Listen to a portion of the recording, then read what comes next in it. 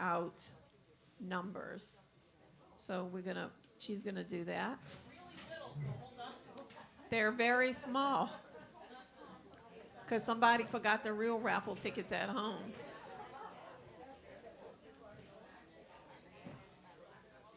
She made raffle. I know, she's like.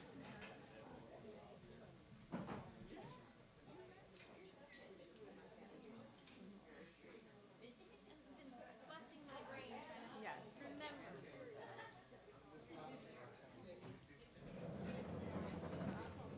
All right, where's your roll?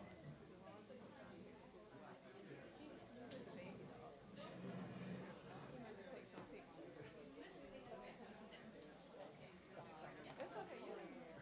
I'll worry about it. It's one of those things, you know.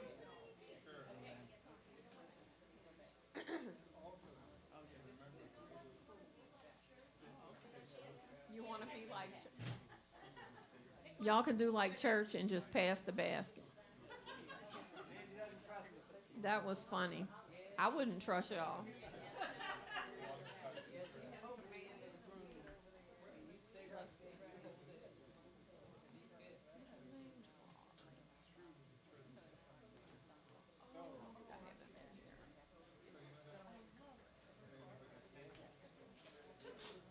That was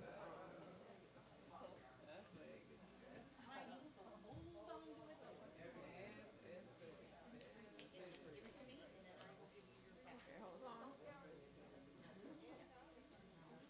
Okay. Uh-huh.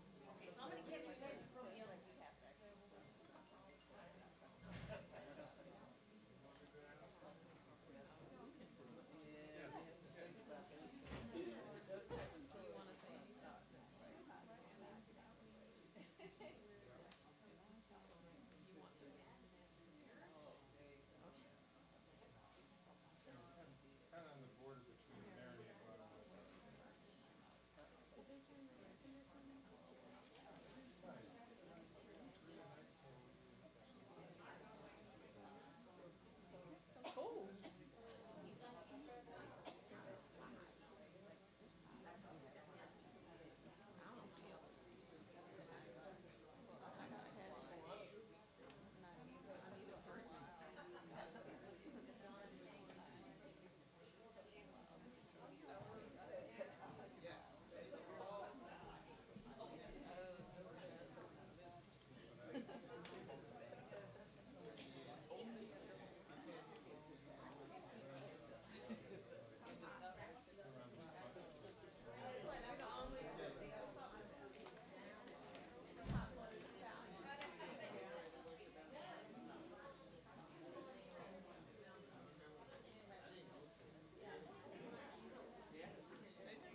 Yeah, we just waiting on our first speaker. We're about to be about to be the first speaker.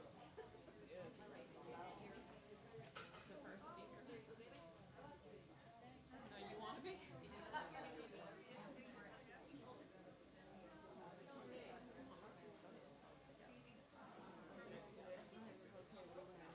All right. Good afternoon, y'all. Good afternoon. This is so well set up. I feel like I'm in a. Can I move this? All right. I like to be free. So, welcome to our program, and y'all know this is in celebration of Big Chief Tootie Montana Day, and y'all know it would have been his 100th birthday this past year. So a lot of people wanted to celebrate that. And on top of everything, the icing on the cake is really that it is going to be Darryl Montana's 50th year masking. That That's a huge deal, because if you ever made an Indian suit, you know 50 brand new suits is a whole lot of work. So, and I remember when I met Darryl, he's like, I never saw Rex Parade. I never went to Bach. And I'm thinking, your whole life? You're like, he's like, no, because all I was doing was sewing. So did not have time. I thought he could have snuck out to a few, but not to parades or anything. One time I went to, I snuck off, and it was a parade that used to pass at St. Claude and St. Bernard.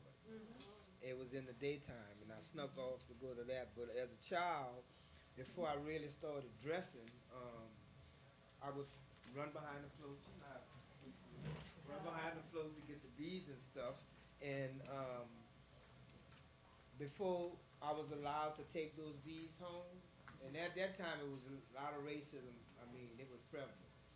And before I can take it as a 7-year-old kid taking beads home, they would step on them and break them, so I couldn't take them.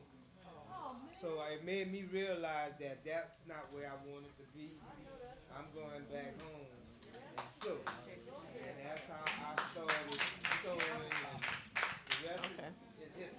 It's a long history, so which is again, part of the reason we're here today celebrating. Besides the fact that we are opening the carnival season, this is how we open the carnival season. So, the other thing is that we see Mardi Gras Indians have become so popularized, like they're like the poster children for everything, right? We're all over billboards and TV and commercials and all. And people see us and they're like, they think liquor and, drunken madness on Bourbon Street. And that is not what it's about. So we really wanted to pick apart, what does it mean to be an Indian? What is an Indian? Where did all of this come from? The suit making, the camaraderie, the changes that have happened over the years, and most importantly, where it's going. Because we certainly don't want it to become a Disney World type thing. You have to know your worth. And I think, the people y'all are going to hear from today, they know their worth. And they're here, as friends of the community, just to pass along some of that history and knowledge, so that we can pass it on to the next generation and people not from here, because we get more and more people not from here, and we want them to know as well. So without further ado, we're going to start our first panel. And that is going to be, y'all like this picture? This is from 1949. I know it's pretty old. This is from, I think Historic New Orleans Collection has this. But this is the 8th Ward Hunters. This was one of the gangs back then. Y'all know Darryl also. This is your 5th generation. Me? I'm the 4th. Well, no, but you're going to be your grandchildren 5th generation. My grandkids are the 6th, that's right. So Darryl, they've been doing, his family's been involved since the 1800s. And people don't realize my family has also been involved. My cousin, Eugene Honore, actually wrote Indian Red, and he was big chief of the Yellow Pocahontas. We would always joke, people would be like, well, you were never in the Yellow Pocahontas. I mean, I was embedded in my community. We basically fed the community. We had a restaurant in the area. But people are always like, well, you weren't in the Yellow Pocahontas. Well, my family was in the Yellow Pocahontas around the time the Yellow Pocahontas started. He was a big chief.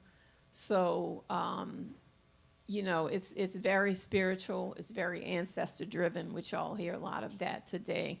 And now there are about how many tribes, you think? Like 100? There could be 100.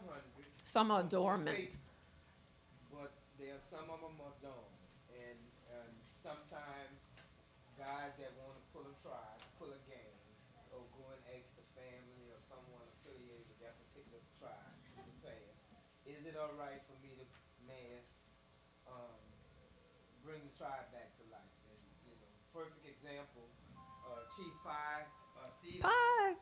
Big Pie chief. Stevens. Big chief. He's the big chief of the monogram hunters.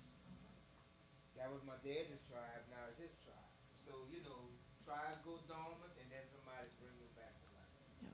So, but we're going to hear from different people today. First, we're going to hear from some, a few folks that we are very lucky to have here in the city, in the building trade, with the history that you all share with us.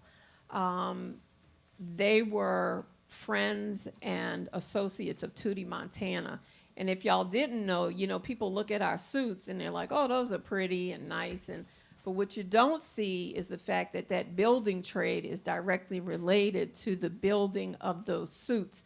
And we talked a little bit on the bus about how that goes back to slavery, and just being the master craftsmen that we are. And when I say we built this city, and I stand proud, we built this city, we built the plantations, and much of, the landscape that we see today. So we're very proud of that, and we're gonna try to pick some of that apart today so that you all can understand it and take the lesson with you and know, when you see those suits, you're looking at a lot more than glass beads and feathers. And with that, I'm gonna introduce you to our first panel. We have brothers Brian and Charlie Jacobs, if y'all wanna come on up. They worked with Tootie, Montana, and learned from him. We have Mr. Jeff Poree. He's a fifth-generation plasterer. And y'all can just have a seat.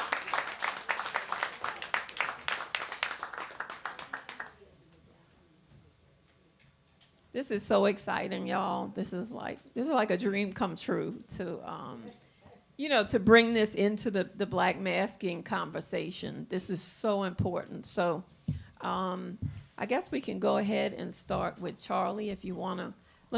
We can pull those mics. Let me help him.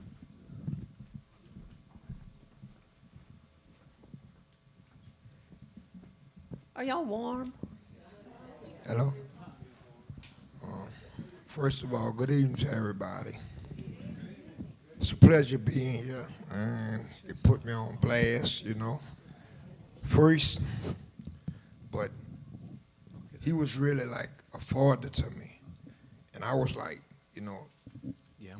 coming up young, not knowing what I was gonna do, and he never drove. Chief never drove, but I didn't know he was the chief. Working up underneath him, I didn't know how valuable he was, but I know he showed me a trade that will be with me the rest of my life, and it's a gift. Everybody can't do it. I could put it that way. Everybody can't do it. You have to be an artist to do it. Really, he taught me art, and to make money with art, because to do that column there, it looks simple, but you have to build iron and bend it and shape it to go different with iron in it. It took an artist to do it. And I was an honor for somebody to show me this here. And I was trying to go the other way, but he kept telling me, go this way, go this way. And it worked out good. I did Jackson Brewery with him, Italian Plaza, Jackson Street Ferry, all that. And I goes there and it's, the Jackson Street Ferry is no longer, working, but I go there at Charity Hospital, a bank on Elysian Field, Pelican Homestead on Elysian Field. And it was just, I never knew he was an Indian the whole while I worked for him, worked with him. And he taught me my trade when I was, apprentice boy to a mechanic. And he saw something in me that I didn't see. And because of him, I'm here today, right now. And Jeff, they have to come behind us. But if our work wasn't right, their work wasn't right. And they have to come behind, you got to know what to look for, It's just like an artist, just all with a blank piece of paper, but in his mind, he knew what was gonna come out. He knew the outcome. It's like, give him what he'd have and he'll put it together, whatever it was. And you can't do that today. They'll draw something down and have it on the blueprint with that black iron, and you have to bend that shape and make a mold, and it's not happening no more. He might have a couple of them. One. And when we went to school, it was like a program, so you got it plaster in there, but it's a lather. And it was like 10, 15, 20, at the time. And you heard how many he said they got left. Well, my brother still do it, and he got one. Oh, that's Alvin, huh? Alvin Bell. Yeah, he's the last one. No, you finished. No, say that styrofoam came and kind of took the trade, but I don't think nobody could really do it unless it's one of us messing with that iron, bending that iron, and doing what we did and what he taught us. My brother, he came in right underneath me, right there, the next step. I'm going to turn it over to him. You done? Hello, everyone. My name is Brian. I had the privilege to be Darryl's brother. We shared the same father, in a sense. He's not my biological father, but I consider Tootie as my daddy, my outside daddy, And we got a lot in common because, I'm going to go off a little bit and say my mom, she had a lot of kids in our neighborhood, and that's the kind of dad he had. He wasn't just Darryl daddy. He was dad to a lot of other people Darryl probably don't even know about. But we shared the same daddy. I had the privilege to be one of Chief's apprentice. So I literally worked right underneath him and learned a lot from him. He was very particular about his work and his suit. So if you know Tootie, he wasn't coming out unless he was right. And it's same with his work. When he did his work, it had to be right. We wasn't cutting no corners. We wasn't doing nothing short. And it had to be right.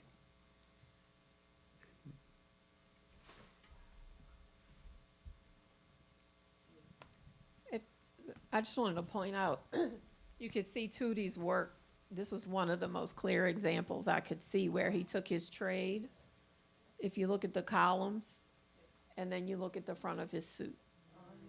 And if you look at his suits and Darryl's suits and all of the tribes that do 3D, you can almost find pieces of this architecture, in different places and spaces. So this was the clearest example I could get, to draw that out and where y'all could see it. Jeff? Good afternoon. I'm Jeff Poree. I'm a plastering contractor. I've been a plasterer. We refer to as a journeyman craftsman. That means you've completed apprenticeship, and you are supposed to be able to do a wide range of things. Pull your mic a I'm little sorry, bit closer to okay. you. Okay, is that better? Can y'all in the back? Okay. All right. I'll start again. I'm Jeff Poree. I'm the 5th generation plasterer, according to my father. I have no way to verify all of that. I can verify that I'm the 4th, the 5th, I don't know. But we're from a part of town where our heritage is one of craftsmanship, and every home in the neighborhood has a tradition of craftsmanship, whether it's a carpenter, a plumber, a plasterer, a lather. And I want to give you a little background about my family first, and then in the industry and our culture and Tootie. Okay, so we had 3 unions in town. The plastering industry is comprised of 3 different trades. The hod carriers, who are the proprietary laborers that work with masons and plasterers. The metal lathers, who frame everything in steel, metal, and all these beautiful arches and everything you see all over town, are great works of art that took a lot of time. And then, of course, there's the plasterers, which you see our work. You don't see the work of anyone else, but without the plasterers, there'd be no plastering, okay? In the old days, they used to put little sticks on the wall and nail them up one at a time. And I know the history of that, and I know some of the particulars about Tootie, Allison, Montana.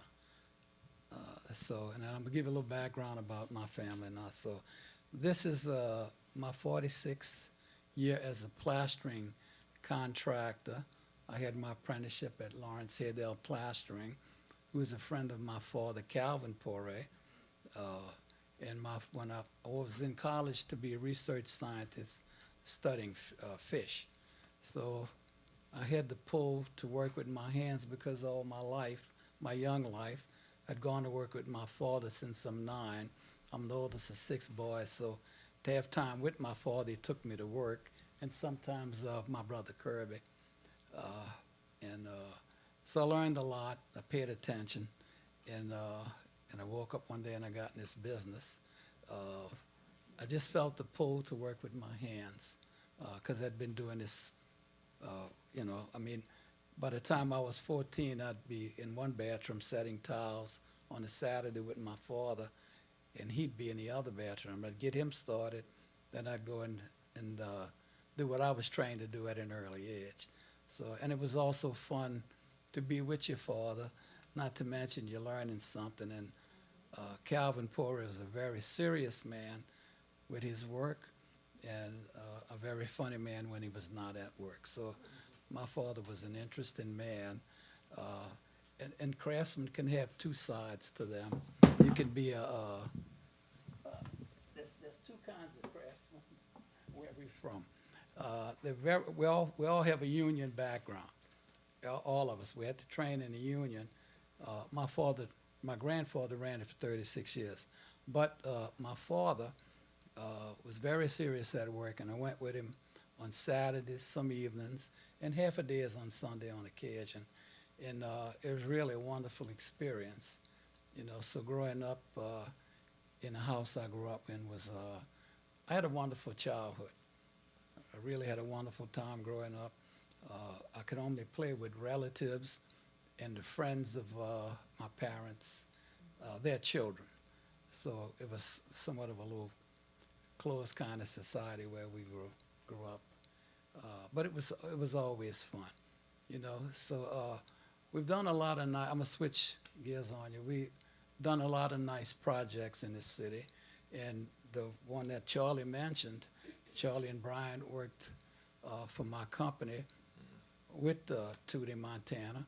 He gave me the last 2 working years of his lathing career. Okay, he was close to retirement. He told me, look, I'll give you what I got left. So when he came to work for me, I had to call my dad up and tell him, guess who's coming to work for me?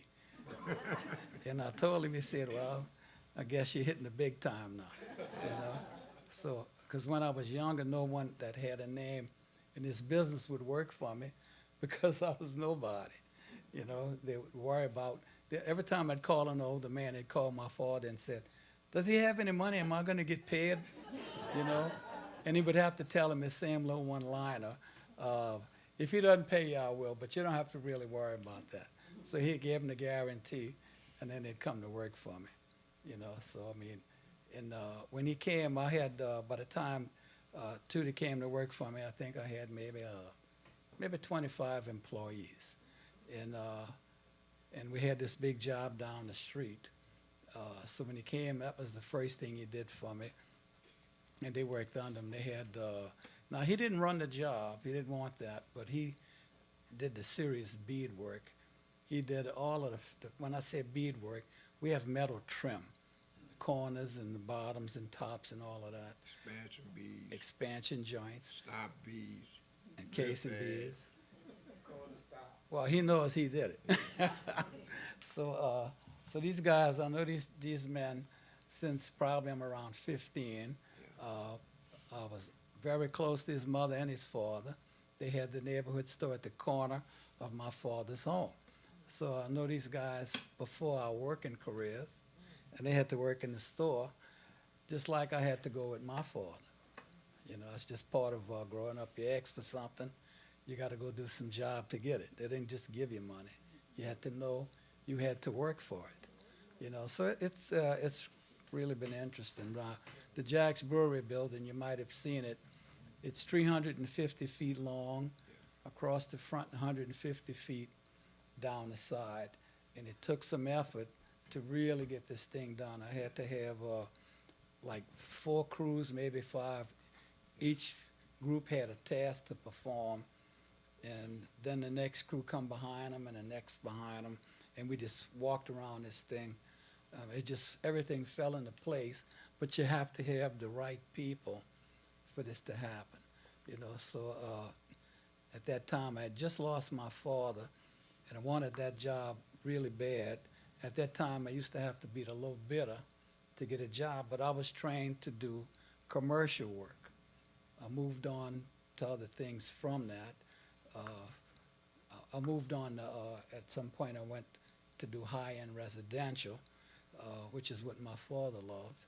But the money used to be in the big commercial work, so I pursued that because when you don't have much, you're struggling to get somewhere. And my program was to get to the top and start bidding on bigger and bigger jobs. That building at the time was like, I think it was around $400,000. That was like, to me, a $10 million job or something like that. In the end, the job came out perfect, and I made out fairly, but overspent trying to make it perfect because still building my name. And as much as you will go to work for money, my reputation was what I wanted. I wanted my daddy's name. I wanted to live up to it because my father was considered to be in the top 5 of 250 men. You know, now we have a friend who I want to acknowledge at this point. Mona Lisa Saloy is sitting right behind. Mona, stand up a second, please. Mona Lisa happens to be right now the Poet Laureate for the state of Louisiana. She has a title and a position, and she is a writer. She's an acclaimed writer and a college professor. Okay, her father, Louis Saloy, they lived half a block from us. We lived in front of a playground, and I could see their house anytime you walk out. So her father spent his evenings on the porch, and all his friends, his guest friends, would come and go. My dad would be down there sometime. Now, I never had the opportunity to work with him, but I knew him. I had a beer with him once or twice down the street at the neighborhood bar where all the craftsmen went, and they'd go there and spend the day, spend 2 hours rebuilding buildings they did 20 years ago. But I wanted to say hello to my childhood friend, and for y'all to know she's in the room, because she's done quite well in life. She's highly acclaimed, and to have the title she's got is just, Amen. for where I'm from, it's absolutely incredible and wonderful. You know, she had something to do with teaching us how to swim. She, in our younger life, she was the neighborhood mermaid. I'm telling you, know, she had this beautiful figure and long hair way down to her butt, and she trained the younger kids to swim in the pool. And sometimes we get in the line and they tell you, get out the line, you already know how to swim. But it was a wonderful experience as well. So her father was, well, I'm glad to be able to say that. Her father was in that top 10 of those guys as well. Okay, you hear things and you learn things from these guys. From my father, he would talk about people. Sometimes they would be with us on the weekend working with him. So I'm saying I got to learn how to people, a lot of these guys. There's about 10 men that I thought were my uncles because they used to be at our house often. And I grew up calling them Uncle. Listen, when they died, your dad. How is Regal Joe my uncle? He says, he's not your uncle. Not your damn uncle, you know, but they were so kind to us and growing up, and we spent a lot of time with them, you know. But it's really been an interesting thing that we were born into this culture. These men it's not their family tradition, but they perform and learned as well as anyone else. When you wake up and you're in this business and you go to work and these guys are telling you and talking about how what your father did this and that, and you learn about the other side of your father or your teacher, Mr. Montana in this case, they tell you all the great things they did, and these older guys never miss work because they go critique your work when you're not there. So everybody of my father's generation and before, they were afraid to miss work because they're going to all walk over there and see what you said. You know, he could have done that better. Look at that, you know. Oh, it's really great, you see. So they couldn't find nothing wrong with some of these guys. So, and they really wanted to sometimes, so then they could tell you, you know, you could have done that better. Well, some of these people they couldn't say anything about, you know, but they tried hard. But it's really been interesting to grow up in an industry. And I'll tell you something else. When you become a craftsman, you truly learn your place in the whole universe. I know what my skills are, what I can do. Never been afraid of it. Sometimes things can be overwhelming to think about it. And then what changes in your mind while you're looking at it is, I'm going to do it. I can do it. And I'm going to do it, and you do it. And sometimes you falter, and then you got to call your teacher, or you got to ask one of the older guys, what do you think, you know? And I can tell you, it's just been fun. This is almost my 47th year in this industry, and I still have the desire every day to be a scientist studying fish. Now, the booby prize is, I'm down to 20 aquariums right now from 60, but I have a fish room in my building. I flooded the building, and the landlord told me, you know, I'm not going to jump up and down and yell and scream at you like I did the other 3 times. So he told me, you got to get rid of this and downsize it. So I'm down to 20, but now I got the green light to go back to having a whole room, and I can continue my breeding and research, you know. But and everything you do in your life, that is part of my life in the pattern that you do things. Whatever you do, you're going to do everything equally well, whether it's playing with fish or plastering. My wife, she doesn't tell me that anymore, but we've been married 45 years. For the first 2/3 of my life, my wife would tell me that I don't know how to do anything like a normal human being. Nothing. She says, whatever I do, I have to overdo it. I told her, you're not understanding that. I'm all in whatever I'm doing. She told me, we go to our friends, they got a little aquarium like that. You got about 10,000 gallons of fish, you know. I flooded the house too. But but anyway, I'm all in. Whatever I'm doing, I'm overdoing it because I'm going to do it to the best of my ability, or usually better. Clock is running out. I just want to ask you a question. What about the trees? Oh, the bonsai? Yeah. I lost my bonsai twice in 2 floods. Now, I'm a bonsai artist. In fact, in I think it's 1987, I had 3 to 4 pictures of my trees in Bonsai International magazine. But I just recently, I started again, and I built, in fact, I built the pots too. I built a cypress forest, about 4 foot tall. Forest groups are my specialty, or my passion. And then I had a redwood forest, and the biggest one was this big. But I used to be in the New Orleans Bonsai Association and on the board. That's another whole thing. But Darryl and I had a project, was that 2 years ago, 3 years ago? No, it's been about 4 or 5 years. It's that long, okay. We did a project. He has a project that it'd be nice if you could have taken you to see it, but it's a little off the beaten path. There's the music. The music box. The music box, okay. All right. And they invited Darryl to have a project, and what it is, it's a representation of the Indian culture. Okay, so when you go there, everything is made of old wood, and everything, all the buildings play music.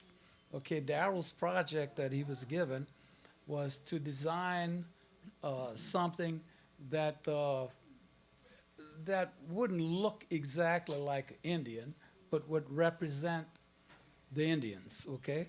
So, Big Chief House. the Big Chief House, okay, I never remember the name. So they had a steel structure made, and they had it picked up with a crane and brought to our building. And I had about 10 guys, and we put it in the building. Now this thing is what, about 8 feet tall, 9 foot tall?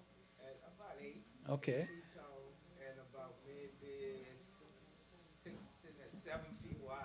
It's big, Big. okay? But if you see it, it'll make you think of the Mardi Gras Indians. Okay, so Darryl and what's our friend over there? Delaney. Delaney, okay. They brought the project to me for me to participate, and that was a great honor. I'm a lucky man. Anyway, so they bring I call it the egg. They bring it to my shop, and we had to figure out how to plaster it and reduce the weight in it so that it could be manageable. So instead of using traditional heavy cement, I used this product we use. It's called synthetic plaster, or the EFA system. So we put foam around the steel frame on the inside and the outside and tied it together. Then we put the nylon mesh and the 2 thin coats of lightweight plaster. Darryl picked the colors out. So it was bright yellow like that uniform. And then he walked through my shop. I have a 15,000 square foot casting shop where we make everything for uptown New Orleans to maintain the plaster ornamentation as well. I've done a couple of seminars, and I refer to us as the maintenance men of local history. In fact, I had it in an article in the paper because our job is to maintain these buildings. In fact, I'm a consultant to the state of Louisiana for this building and all of historical buildings owned by the state. And I'm a consultant to the Archdiocese of New Orleans. They don't call me too much anymore, but if they have something serious at a church, I'll have to go out and see it and then discuss it with the architect. Or if it's an insurance claim, I have to write it up and send it to Catholic Mutual in San Antonio. So, I mean, we have all and have a little incestuous relationship here, you know. So anyway, I can't stay on one subject too long because I can't talk forever here, you know. But it's really been interesting. My son John is here. John, where are you? Stand up so everybody can see you. Hey, John. My son John is the second oldest of my 4 sons. He's the only one in the business with me. But we're losing our craftsmen so fast. I don't have anybody like these gentlemen, but one man that's one of their contemporaries, Arvin Bell. And Arvin's not going to be doing this too much longer. Now, myself, Darryl Reeves, who does fancy ironwork. Darryl makes furniture, and if his ironwork, you can't tell it's welded together. Everything is fine, beautiful work. He gets crazy money for what he does because he don't want to do it too much, but he can't pass the money up. But we have a nonprofit, and we get grants to teach these kids.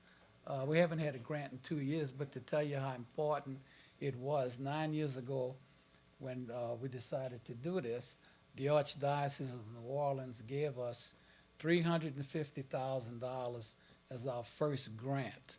That was $50,000 every 6 months for new classes to bring them on. And we trained 7 at a time. In 4 or 5 months into it, I'm down to 2. So in 9 years, we've trained only about 15 people. Now, I wasn't trying to train an army to work for myself. I don't need all of that. So we trained some and got them jobs with the other locals in town. There's some big plastering companies still. At my peak, I had like 90 employees for maybe 15 years, and then the World's Fair caused us all to lose money, and we had to downsize. But we're trying to get a class together. I have a large project coming up with the Archdiocese, but they have to find the money. They don't have it. And we're going to do somewhere between 10 and 15 what's called society tombs, which are crypts that house 10 to 20 bodies. Okay, most of them, they have no idea who even owns them, so they're going to be restored. They don't disinter anyone, so they're going to restore them, and they're going to be like beautiful monuments in the graveyards. But the whole idea of this, what they come to me for, is to train some more kids. So we're getting a group together. We're looking at kids we're going to be interviewing, and they don't have one penny to put up, but they have people that's going to donate the money. You have a question? How long does it take to train someone in this craft? We all went to school for 3 years. Okay. I had to go 5 hours, one night a week for 3 years, as did these gentlemen. Okay, We had to that's, go on weekends. Weekends, we worked on a job. It was on a job training. And if you knew him, what kind of tobacco he chewed? I can't tell you that. I don't- Red man tobacco. Red man tobacco. That's what he chewed. What was y'all class night? Did y'all have? We went Saturday morning from 8 to 12. Okay. Where are Oh, wow. classes held at? Where It would was you go? on side the overpass of Franklin Avenue. They had a building. It's dilapidated now. Do The y'all- unions had a union hall, a Yeah. building. So they went to their union. What was y'all local? That was local 62. Of the Lathers Association.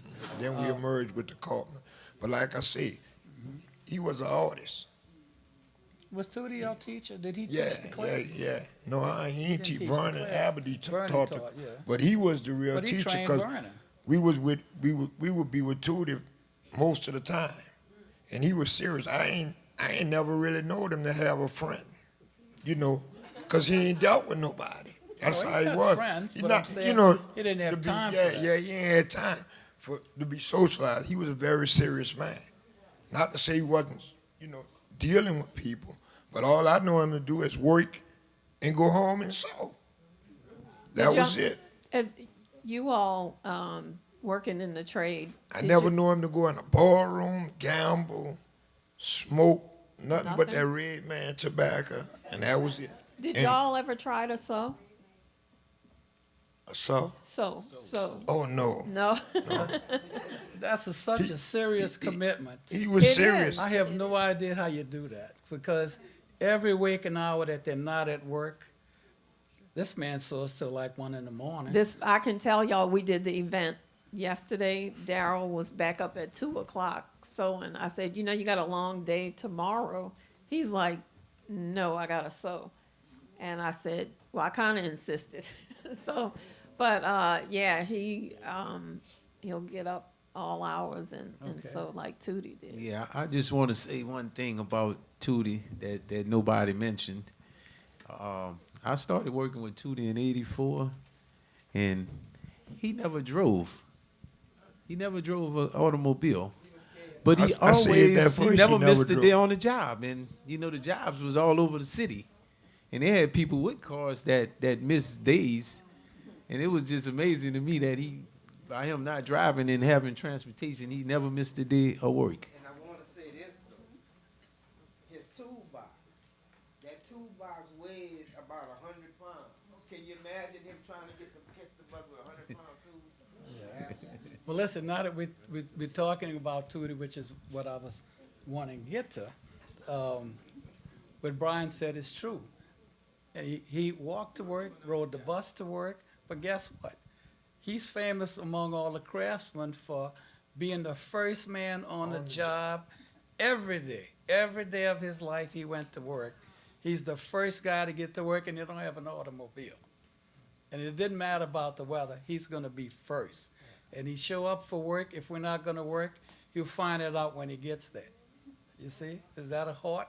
That a lot of heart for a man? I tell you, really interesting. And we only have maybe 2 of his contemporaries that are alive. Alan Sumas is one of them. And I think last year sometime, we have a big setup at the Jazz Fest every year.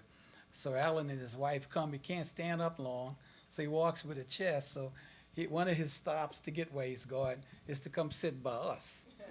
Okay, so they'll come over there, take a break for an hour, drink our water, and sit with us for a bit, and then he takes a walk. And I was mentioning to him, I don't know how we got on the subject. I brought it up about Tootie. That was his nickname, or like my father told me when I told him Tootie Montana's coming to work for me. He said, when you go to work tomorrow, make sure you say Mr. Montana. You're not one of his friends. He said, first you got to respect him. He said, no, if he tell you call me Tootie, then you do it. Until then, you better stick to the script. Were y'all surprised when you saw his, well, I don't know, did y'all see his first three-dimensional suit? Or did you all come into his life after he had already started the 3D? Not too many younger than people him, was so- going by the house. He ain't let too many people go by the house. But like when he ain't came want out on nobody the to see street, nothing, and I worked with him. He was very, very particular who he had in his circle. well, one of our spy boy, Yancey, he told a story of how he was hanging out at Tootie's house in the front room, and he heard people talking and everything in the kitchen area, and Yancey went into the kitchen, and Tootie quickly escorted him out onto the porch for the next 5 hours.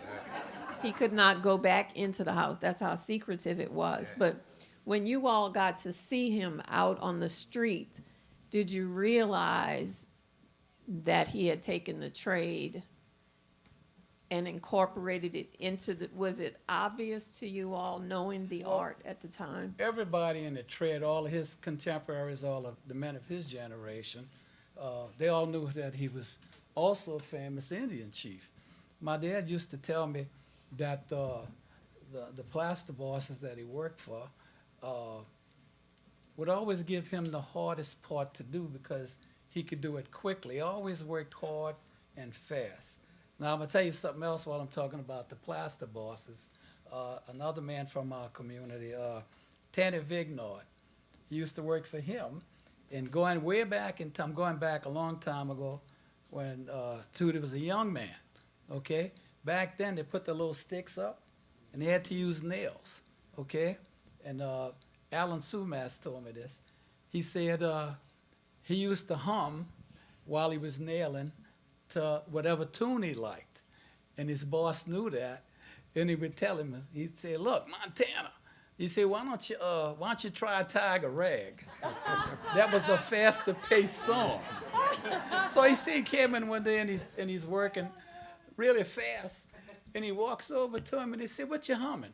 And he had to take the nails out of his mouth. He said, you don't know Tiger Rag? He said, no, I can't hear it. He said, well, I can't help you with that. But he was going like twice as fast now. Oh, wow. The trick to having the skill is you got these steel nails. They're like 1.5 inches long, okay? You're nailing it through a cypress wooden lat, which is 3/8 by, I think, what's that, about 1.5 inches wide, okay? And you leave a 3/8 space so they have a spacer so that the awl is just beautiful. Looks like that wall back there. Everything is in order. The spacing is perfect. But what they do is they take a handful of nails.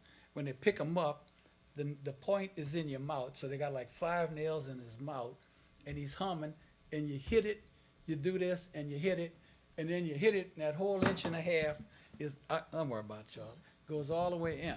So he's doing this, and he's just working like a machine. So he was telling me, the boss used to tell him, he said, well, I can't sing Tiger Rag all damn day, you know? But he'd go from tune to tune, and he was way faster than anybody else, but his mind was always ahead. But if I go back to telling you what I was saying, he's one of the people, I know about 8 people, where everybody's into details. Whatever they're doing as a hobby or for a living or in their personal life, they're all in. And this was a man that was all in, and he's by himself up there, and he's working like a house on fire. And they all had so much respect for him because not only was he fast, he was deadly accurate, and everything was just done in order. And I think the very last thing he did for me, him and Philip Gill was one of his friends. They hadn't gotten really old at the time, and I had a job at the Audubon Zoo to replace the dome ceiling that was removed. So I had to estimate it from the blueprint and build it from the plans, but this is what we're trained to do, work from blueprints. So the dome ceiling was 36 feet diameter, 36 feet across, and I think from if you go from the height of it was from the rim going up, I think it was like 8 feet. So it was a nice big dome, and they had to build a steel frame. We have metal for the plastering industry, what they were trying to tell you about, which is called channel iron. It's what they call cold rolled steel. We just use galvanized since the 60s, mid-60s, and it's 16 gauge material. And normally I'll say in recent history, I'm gonna say there's a machine I no longer have. It was invented, I'm gonna say, in like, it was in the 70s. That's recent in history. So there's a machine that you bend the iron with. These gentlemen had to have what they call bull snips in their hand, which is a really sharp cutter, but you gotta have power in your wrist. So you gotta be strong to cut this. And to bend these things, they gotta cut it and wiggle it. Then they go to the other side of the C channel. So you bend this one and you cut them. And then cuts every so often so you can bend the steel. I mean, when I had the machine, they told me, look, I'm old school. I don't need that. We're going to go just as fast. And in their wrist, they still had the strength. And they were men probably almost 70, okay? Still had the ability, because when you work with your hands, you learn how to work smart the older you get. You can't work as fast, so you find a better way with the knowledge you already have, and you press it until they find a way to wiggle it a little more and get the cut. They couldn't just bite down to it, so they get it, squeeze it, and then do this, and it cuts right through, and you go to the next one. So I'm in my shop. I say, well, I think I'm gonna do what they did. I had to go get the damn machine because I didn't have that power in my wrist. I said, no, that's 20 years ago. I'll be damned. I might have been able to do it then. But that's how you move on in these trades. As you get older, you have to work smarter. You can't pick up heavy things like you used to. You can't move as fast. You got trouble climbing. But you learn how to work around all that. And I mean, you can't go home because you're 60. You know, you got things to do. I'll be 70 in 73, May the 26th. I'm not thinking about going home. The joke in my shop is, this is what they say behind my back. As long as I got fish, they got a job. And I think that's quite true, you know. But there's not a day I don't wish I was in a laboratory working. But the booby prize is, I have a friend that's a marine biologist. I think I made his salary last month, you know. So that's the booby prize is, you make a lot of money when you're in construction, depending on where you work. But I'm saying everybody has things that they wish they were doing. Because when it's really hard work, and this is really hard work, you have to have the nerve and the heart it takes. And when I worked with these older men, I would have to sleep at lunchtime, and I was lifting weights. I couldn't eat my lunch because I'd be so tired I'd have to take a nap. And they'd say, look at that, what a shame that is. You know, so I had to work harder and harder, and sometimes don't sleep so they wouldn't talk about me while I'm right, they're half asleep, you know. But I'm saying it's incredible when you work for these men. To me, these men hold them in such high esteem. They're just like your doctor or your lawyer or your bookkeeper or the president or your senator. These are the best people at what they do, and that's what our mission is. My dad used to tell me, whatever you do, be the best at it. And we all get that from home where we're from, because we're from a culture of hard work, and good work is expected from all of us. You know, so, and I think on that I'm gonna close. and say it's been fun. All right.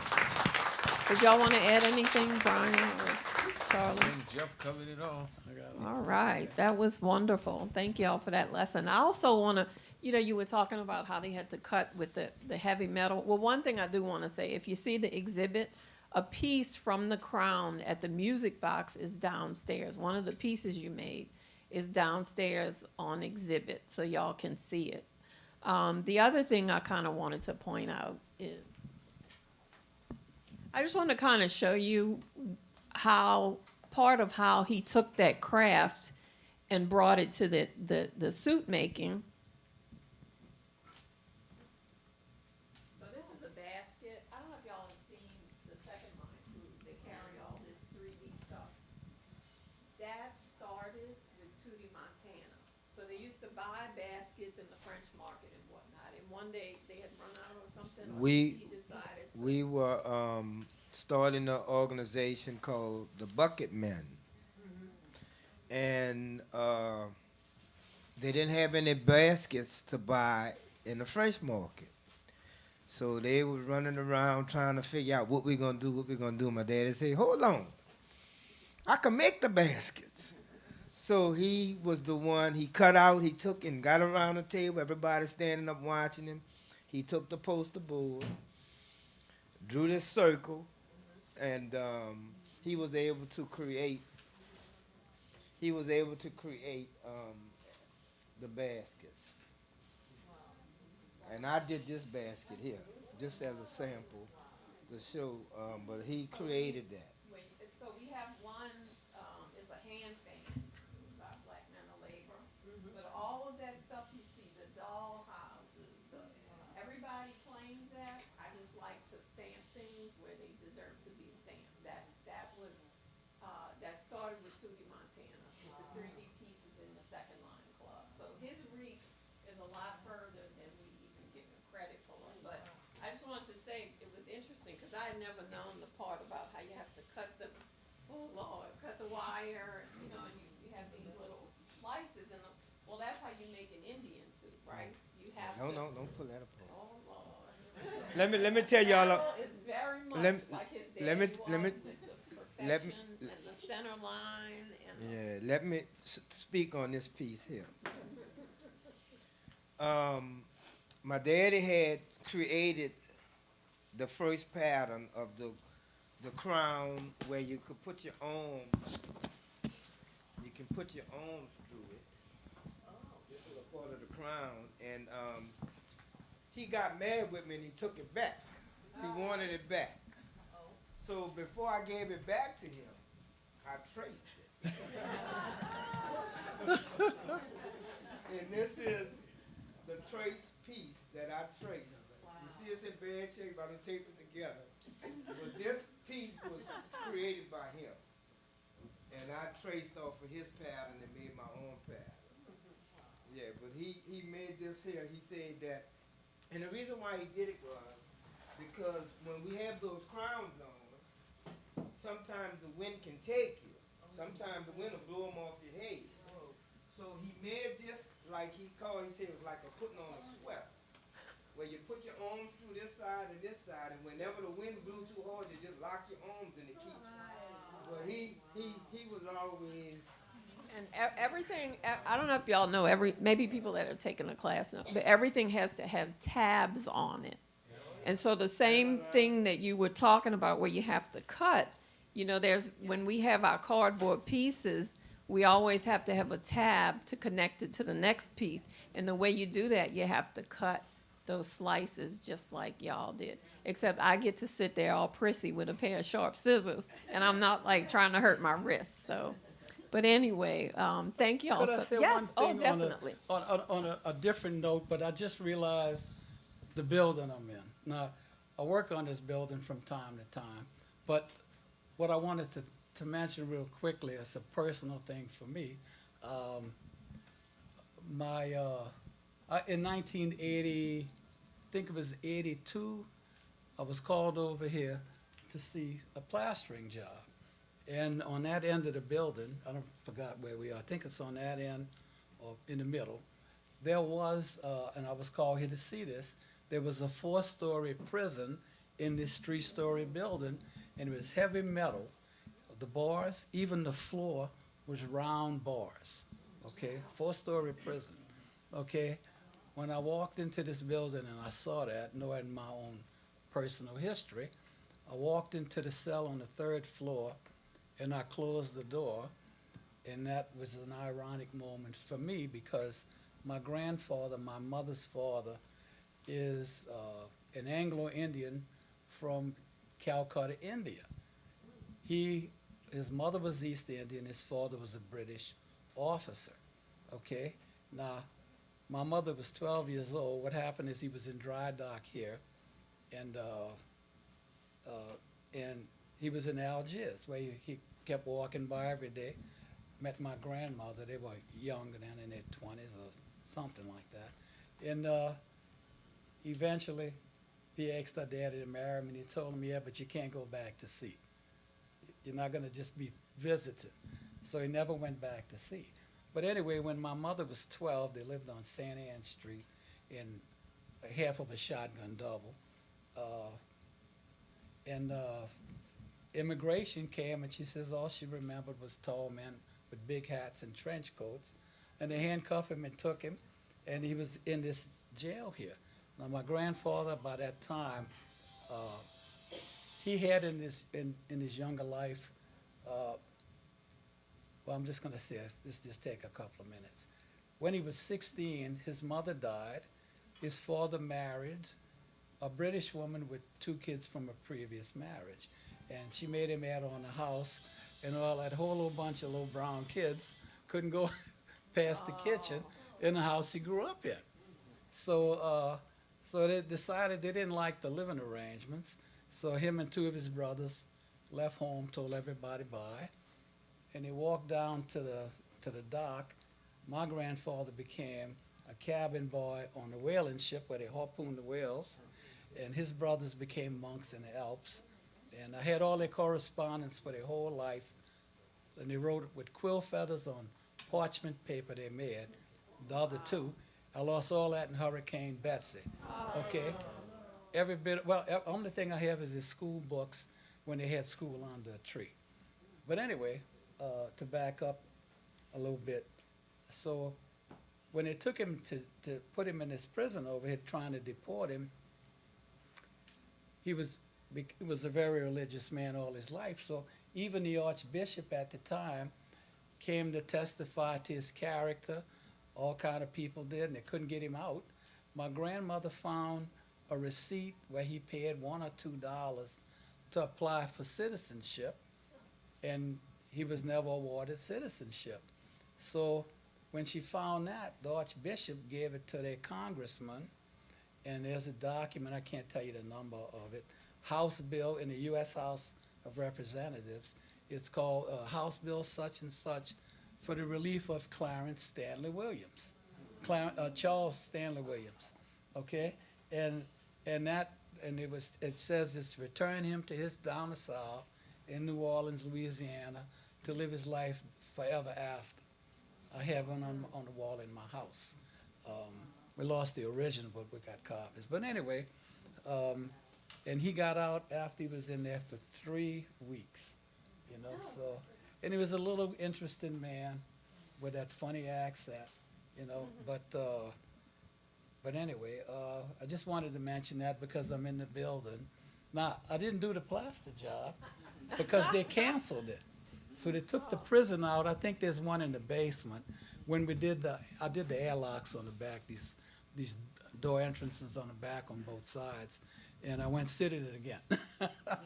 You know, but I mean, he had really, for a little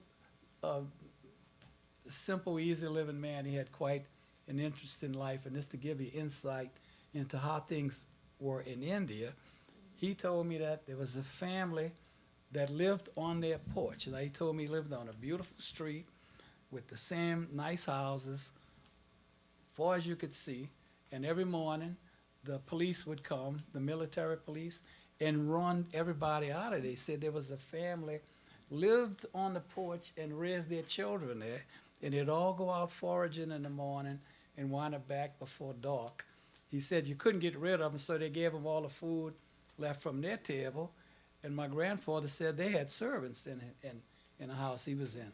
So, and he told me things were so bad in India then that people would die in the streets, and they'd have a body that just starved to death. They'd have a wagon that passed and pick up all the bodies, and then they'd go burn them, as their tradition was. But I asked him one time, and this is how I know this. He had this what I term the disgusting habit. I'd be sitting with him eating dinner, and the last thing he'd eat, he never ate much. And I was 15, 16, 14, and I'm eating dinner with him on Saturday. And he had this disgusting thing that when I got old enough to be bold enough to question it, here's what he would do. He would eat. He never ate much. He would eat it, and then he always had a glass of cold water, lemons on a saucer, and what do you call that? Garlic on a sauce. He ate raw garlic with his food. I used to think that was disgusting, but I never said anything. But anyway, after he ate, he would take this teaspoon out of his tea. He had to have tea 4 times a day. So he would get a teaspoon of water, dump it on the plate, take the spoon, and roll it around like that. Then he would take the plate very carefully, and he would take the plate and dump that water back into that teaspoon, and then he would drink it, and then he would just be like this with his head down. Now I'm thinking he's praying. Well, I don't know what he's doing. One day I said, Papa, what are you doing? And he did this. You know, now after that 2 minutes that seemed like an hour passed, I said, that's the most disgusting thing I ever seen. Why in the world do you do that? And then he told me the story about people dying, the poor people that live their life on their porch. And you know what he said? He told me, he said, but for the grace of God, that could have been me. You know, he said, so I waste nothing. I eat only what my body needs to live. He says, and makes me think of my home I will never see again. You know, so, and one last little thing. My mother told my son John a story I'd never heard. As Creoles, we're all brown to white to black, whatever. And my mother came home from school one day and said she didn't like her color because the kids were kidding her about being dark. She was this color. So he told her, let me tell you a story. He said, you know, I went back to see, 6 months before I was ordained as a priest in Liverpool. I changed my mind and went back to sea, which he was now a professional chef. So he went out to the company, gave him the paperwork on the boat, and they told him he was too dark to touch food, but he could be a porter. Well, he took his papers, got inside, and went back to the company. They reassigned him to another boat. The boat that he was not allowed on was the Titanic. So he tells my mother, I'm telling you all this to say that you don't have any of that to worry about. God takes care of everything. And she never thought about it another day.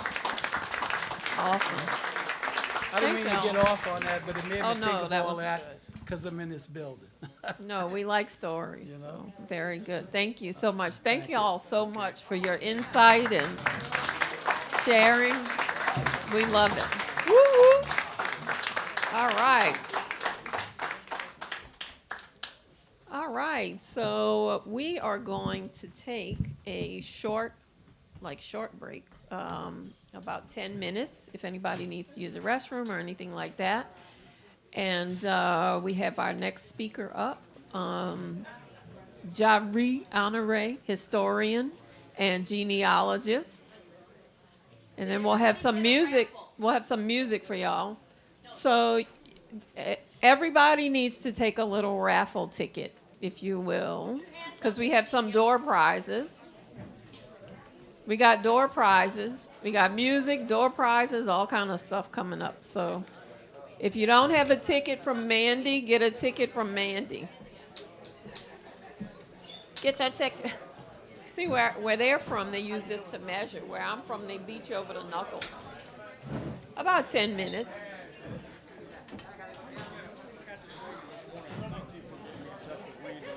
So I got in touch with Randy about the Delgado. And Okay. he said, he's going to update your class again, but he said he didn't know his schedule, so he gave me a name of Delgado, so I'm trying to get in touch with him. Okay, good. Yeah, he has to have so many in his class, I guess, to half the class.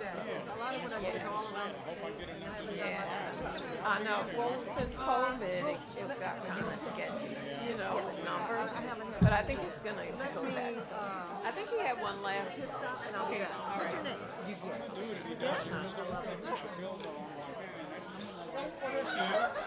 It's kind of. Yeah, I would go with him. You know, he has a lot of good, like, insider stuff. He does a lot of little research on different things. So he's good. Yes, I do.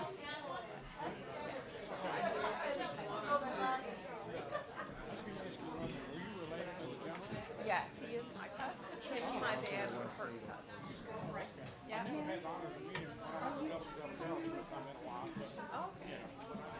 Yeah, he's my cousin. I admire him.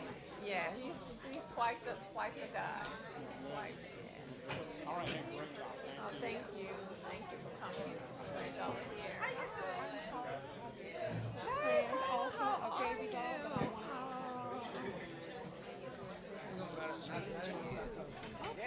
Good, yes, because this gentleman is next.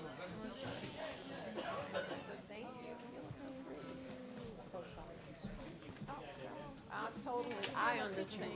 Yes, I completely understand. That's what we do. We gotta share it and pass it along, you know. Let me do that and get rid of that.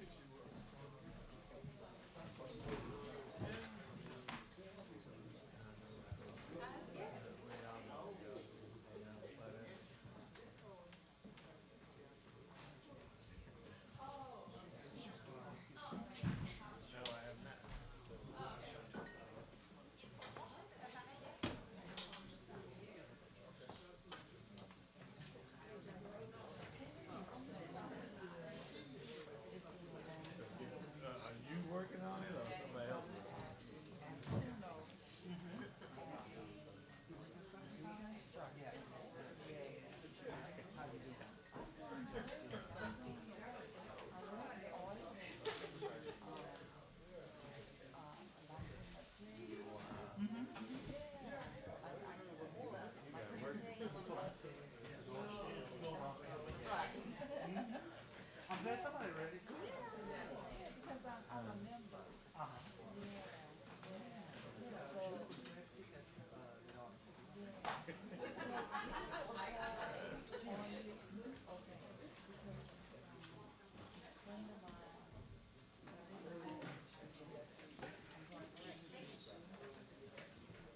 you doing? I'm Luciana. Nice to meet you. And we just found out you got the new Yeah, refer me to them. Okay. Right. So I'm currently working on my presentation. My name is Luciana. I have a big food last week, a week before that, you were. And what's the guy? I recommend you. Yes, one last week. And there was another woman that was there. She worked at the front desk when you come up. They both recommended me. My presentation work is from 1890s to 1980s, preferably in the inner part of the Southern Ward, at Oak Street, and Portsmouth Avenue, and then all along the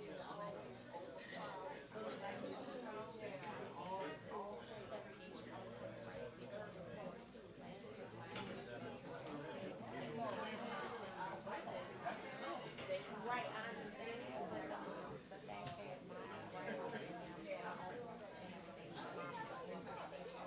and the house, their house still sits at 148 Oak Street. So a lot of the people Bentley or Shorty or Miller's, so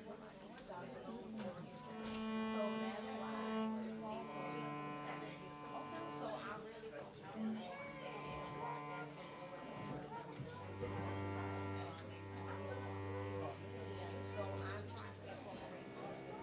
Oh, yeah, that's what Mike told me. I got it, yeah. So I don't know if I'm right. Yeah, and Belgium is another was a grocery store and also campus. So I have a couple of in the area that was just something. But yeah, so you'll be hearing from me a lot with the H&O. And I know campus, I'm real good friends with you. Yeah. Right.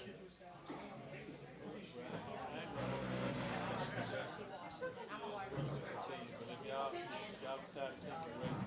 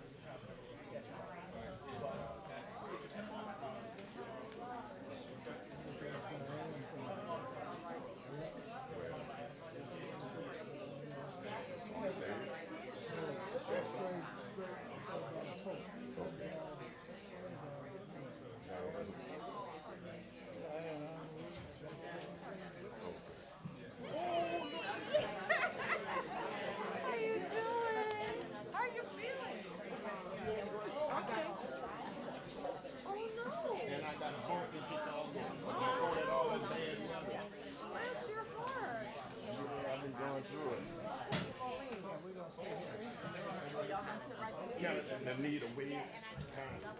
Mona Lisa. Mona Lisa used to be. Oh, I'm sorry. Standard wave, Anita wave.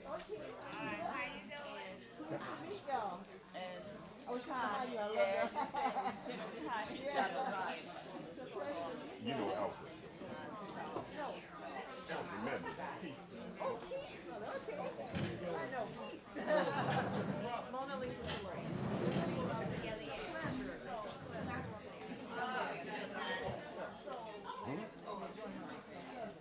Okay, yeah.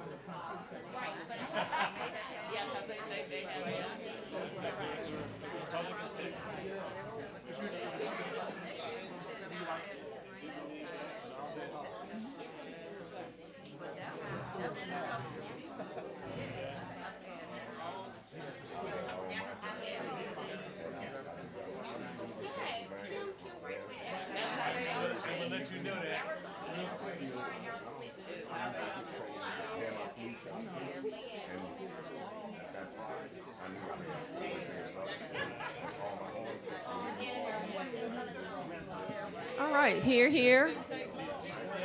How do you restart a program? Tell a good joke.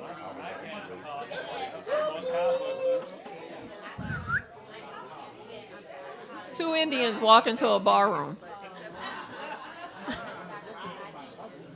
May I have your attention, please? May I have your attention, please? Hello, we're about to start again. Nothing's working. Hello? Hello? I wish we had the lights like in the opera or in the... So, my people, come to order, my people. Thank you so much.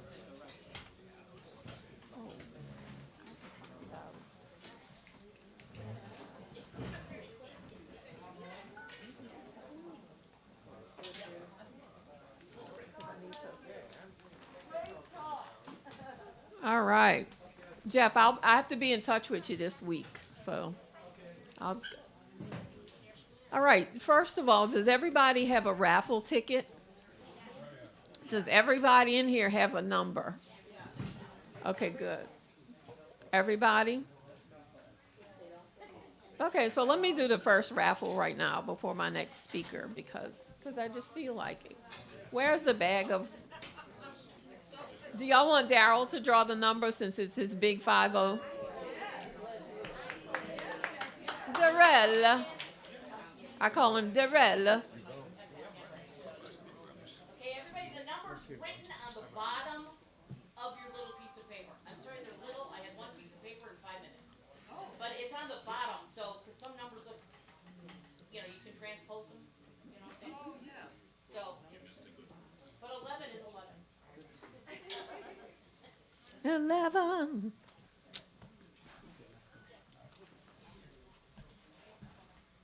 You want to give it to me? I'm like the person with the Academy Award thing in the suitcase. What the? Is it a number 68? B68. 68? Is 68 here? Woohoo! All right. All right. No, that's 86. I'm just kidding.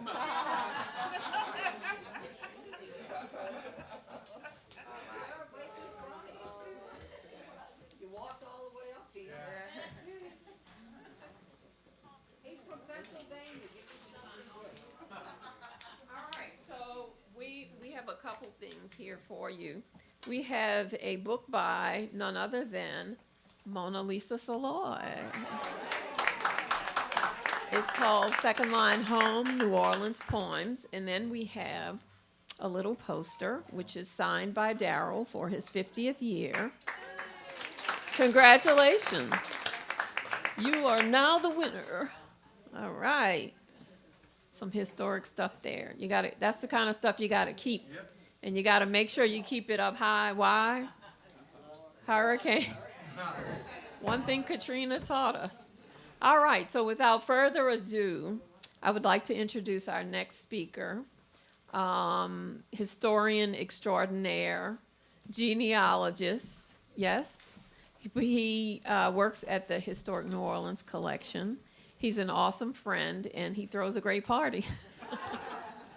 Mr. Darryl Honore, come on down. All right. So wherever you're comfortable, it's fine. Right here? Okay. You want to? Oh, you want this one? This one. Either way. Okay. Good afternoon, everyone. It's a real treat, an honor for me to participate in this symposium. I was invited to participate maybe 7 days ago by way of a Facebook message from, as y'all have all seen this morning and this afternoon, the irrepressible Diane Oliver. I have the feeling that I was a last-minute addition, but in good New Orleans fashion, that's all right. What do you do when you're in line? You call a cousin. So this is Diane Honore, and I'm Darryl Honore, and it's a pleasure to participate in this event to commemorate the career in masking of Chief Montana. My remarks are written. I fear that I won't be nearly as interested as Mr. Poree and his associates, but hopefully some of the information will be useful to you. Can everybody hear me?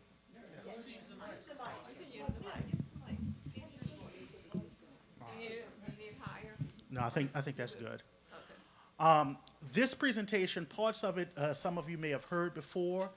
Diane asked me to address the subject of sort of the origins of social aid and pleasure clubs, our fraternal and benevolent societies, the groups that first took to the streets parading, and eventually contribute to that parading culture that includes our Black Mexican Indians. I'll start with a quote. "There's no state in the Union, hardly any spot of like size on the globe, where the man of color has lived so intensely, made so much progress, been of such historical importance, and yet about whom so comparatively little is known. His history is like the Mardi Gras of the city of New Orleans, beautiful and mysterious and wonderful, but with a serious thought underlying it all. May it be better known to the world someday." When New Orleans native and woman of letters Alice Moore Dunbar Nelson, wrote of the intensity of life as led by people of color in New Orleans, she quite aptly compared it to Mardi Gras, the pinnacle of Carnival, the city's famed pre-Lenten celebration which dominates its midwinter calendar. Mardi Gras is at once the same and ever-changing.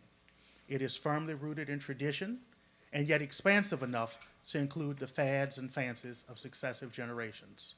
It is in and of itself a tribute to life, pleasure, on a day which for much of the world is filled with the mundane task of any other Tuesday. Well, in many ways, the beauty and the lastingness of Carnival and of life for New Orleanians of color has been due to its many organizations. The early jazz great Jelly Roll Morton once recounted in an interview in 1938 that, quote, "Everybody in the city of New Orleans was always organization-minded, which I guess the world knows. I've never seen such beautiful clubs as they have in New Orleans." As Morton correctly observed, New Orleans has long been a city where everyone, from laborers to socialites, from longshoremen to politicians, have been organized into groups. While these societies, many of which were founded in the tumultuous period of Reconstruction, have often been noted for the beauty of their regalia and trappings, much as they impressed Morton, who joined one in his youth as a sort of mascot, they also serve crucial roles for their respective memberships and for the community at large, roles which extended far beyond titles and sashes and ribbons. These organizations, be they benevolent, civic, fraternal, or social, numbered in the hundreds and helped to build community and foster leadership for, in many cases, newly emancipated people. In Democracy in America, Alexis de Tocqueville observed the propensity of Americans to form these voluntary associations, these organizations that were built on nothing more than mutual concerns and interests and a willingness to engage in collective endeavor. At a time when 4 million newly freed African Americans and an additional 500,000 odd people of color who had been free prior to the Civil War were first able to include themselves in that American assertion, "We the people," the hundreds of benevolent and fraternal societies, in addition to the church and school affiliations, were a way of defining for them just who we the people were. In a study of Black New Orleans during the 20 years, including and after the Civil War, John Blassingame uses two terms consistently to describe the sensibilities of the people who founded and led these benevolent and social organizations which developed. Those two terms being race pride and noblesse oblige, which you might alternately express as uplift and accountable leadership. The organizations formed progressive collective ideologies, instilled a sense of propriety, and enabled those who had the education, the innate skill, and charisma to emerge as leading lights among their people. They provided for the dissemination of vital information, spawned the development of local leadership, and provided fraternal bonds and tangible benefits. With a large community of both Creole and American free people of color prior to the Civil War, there were already several well-established societies by the start of Reconstruction. Harry Walker in 1938 noted the formation as early as 1783 of a group called the Perseverance Society. While details are few regarding this group, others, such as the Christian Doctrine Society, founded in 1818, the Société d'économie, or Economy Society, founded in 1834, and the subject of a very well-received new book by a local author, Fatima Sheikh, the Société des Artisans, the Artisan Society, and the New Protégé are accounted for in the historical record and all persevered into the 20th century. The Société d'économie, or Economy Society, particularly took on a civic and community building role, and its hall was the site of many meetings during and after the Civil War seeking political inclusion for African Americans.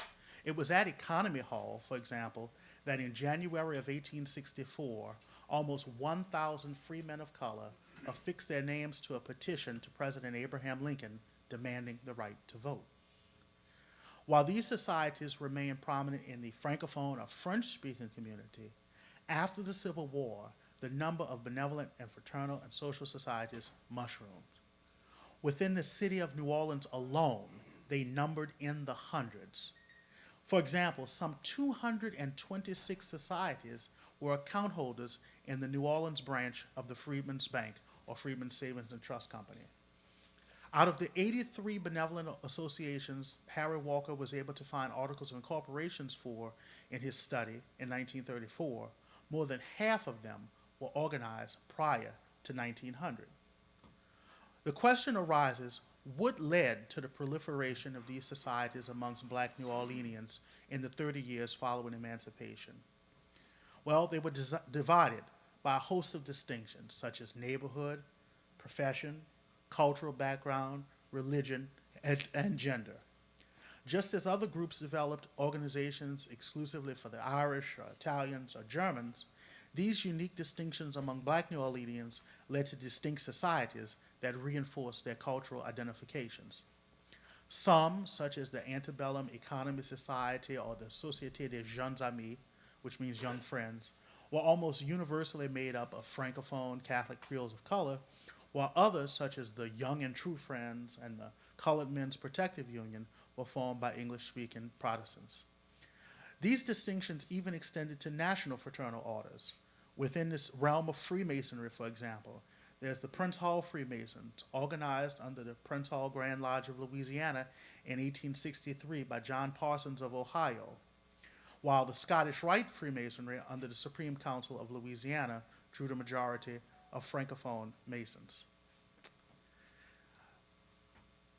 Within the Grand United Order of Oddfellows, there were numerous lodges, including one bearing the name of Lieutenant Governor Oscar J. Dunn, and one called La Creole Lodge, which conducted its rituals and meetings in French and counted amongst its members Rodolphe Lucien Desdunes.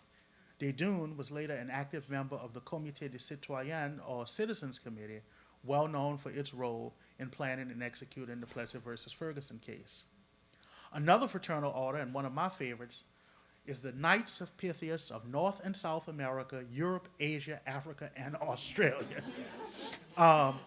More commonly called the Colored Knights of Pythias, to distinguish them from their white counterparts. And many of you are probably familiar with the Pythian Temple building, which was recently restored on Loyola Avenue, which was formed in 1880 in neighboring Mississippi. And if that alphabet soup of a name was not enough, another very popular and elaborately titled order was the General Grand Independent Order of Brothers and Sisters of Love and Charity of North and South America, Liberia, and the adjacent islands, which was founded at New Orleans, here in New Orleans in 1882, and its subordinate units were called temples and provided benefits to its members throughout the state and the region, including death benefits. In keeping with the attachment to flowery names, many of these groups reflected the freedmen's newly acquired citizenship and confidence in democratic ideals, such as the Rising Sons of Liberty Benevolent Association, which had its hall uptown on Valence Street, or the L'Equité, or Equity, Mutual and Benevolent Aid Society, which was sued in 1881 in a much-followed case by member Charles Decoux, who considered himself wrongly being fined for not having attended two members' funerals properly dressed in a black suit. Now, while this might seem like a trivial matter, the adherence to custom was taken seriously, and you have to keep in mind that expelled or suspended members of these groups oftentimes face the loss of their medical, pharmaceutical, and death benefits that came to them as a result of their membership.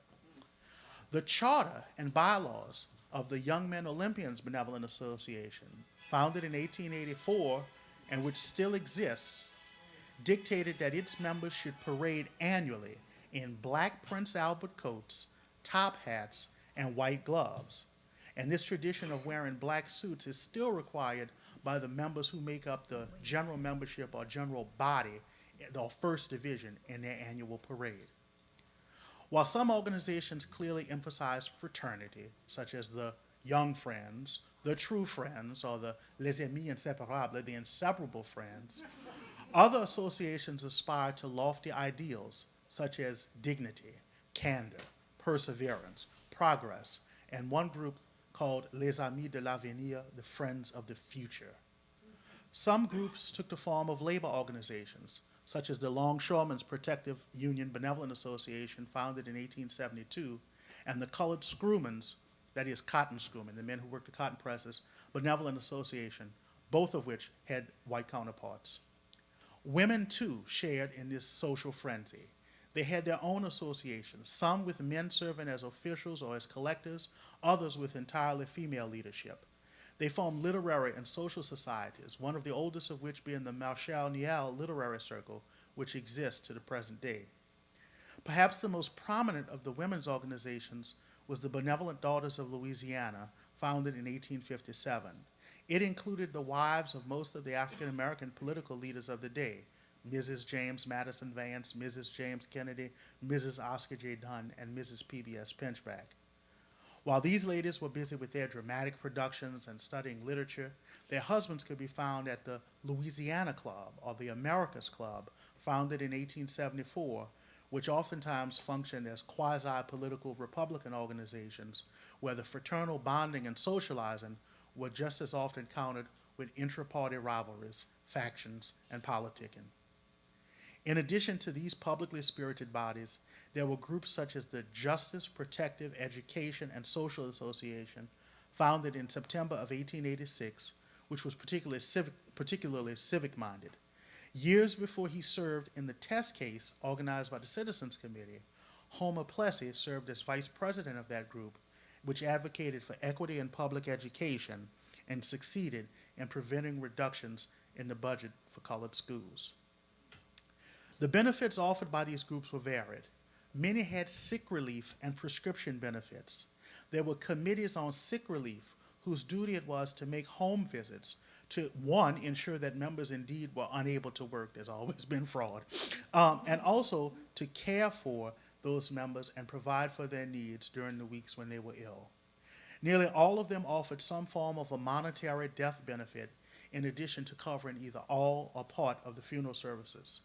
These services included embalming, the rental of hearses and funeral carriages, the presentation of the body with crepe hangings and candelabras, and oftentimes a band to accompany the funeral procession.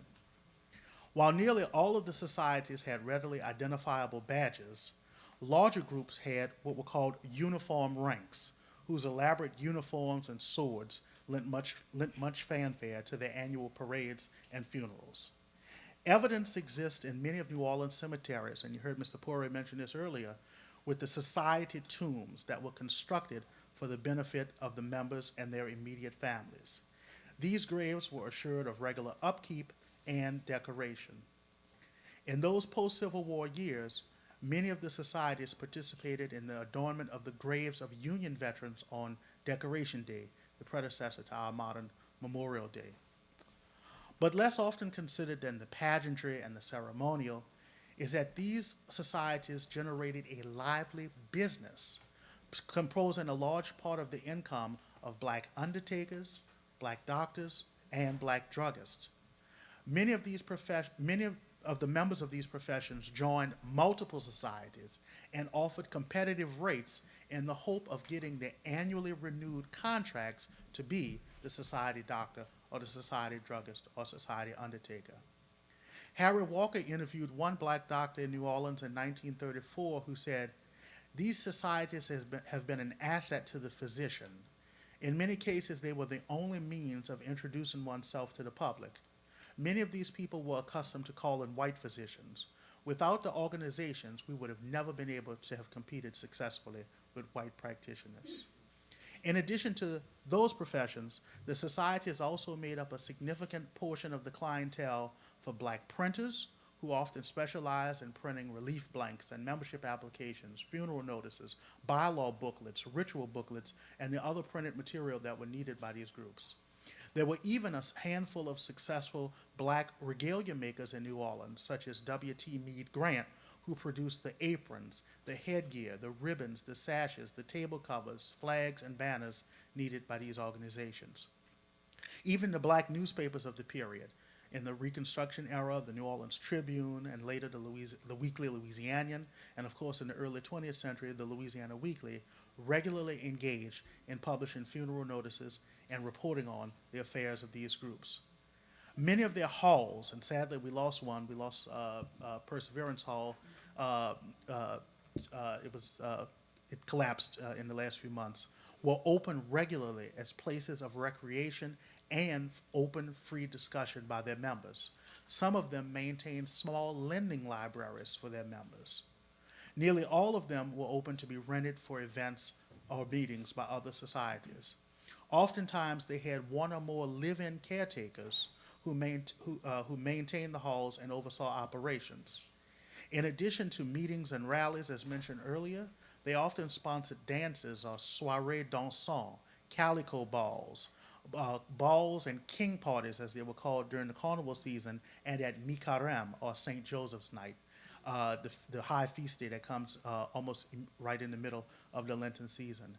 The society's business dealings even extended to the city's brass bands, which they frequently contracted to play for funerals and their annual parades. It can be said without reservation that no other community institutions other than the church could claim more influence in the African American community, and no other institutions could offer more opportunities for autonomous black leadership. Whereas churches were able to develop strong ministerial leadership, they were often bound to the dictates of their conferences or religious superiors or their doctrinal norms. The majority of institutions of higher learning in that era were missionary efforts, such as Strait and New Orleans University, which also had supervision from above. It was in the fraternal, benevolent, and social societies that black men and black women could acquire the skills in running organizations according to parliamentary procedures, drafting constitutions, keeping minutes, learning bookkeeping, and honing the skills as popularly elected officials. In other words, learning the art of politics. Blasingame notes that among the most frequently named leaders in newspapers of the time, Colonel James Lewis, William G. Brown, Oscar Dunn, and people like Felix and C.C. Antoine, Ludgerbo Gill, Henry Louis Ray, their names were all found in the leadership of several benevolent societies. During that period of 30 years after emancipation and into the Jim Crow era, when the mass of several million newly freed individuals found themselves granted the role of citizens, these organizations became exercises in propriety, in collective organizing, in leadership training, in economy, in tradition making, in self-identification and self-determination.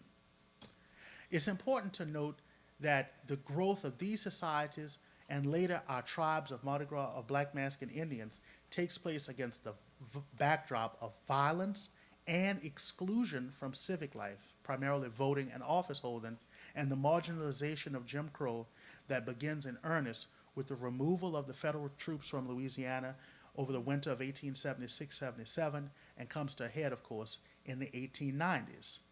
It's interesting to note, and much of this is borrowed from the research of Shane Leaf and others, that according to the information recounted in oral histories with some of our elders in the Mardi Gras Indian community and the surviving newspaper coverage, all of these references converge in this period between the 1870s and 1890s with the earliest references to the Black Masking Indian tradition.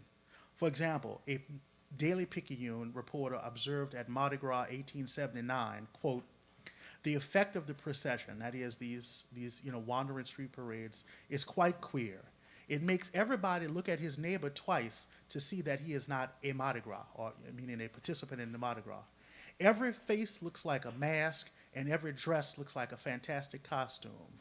Hurrah, hurrah," announced one of them.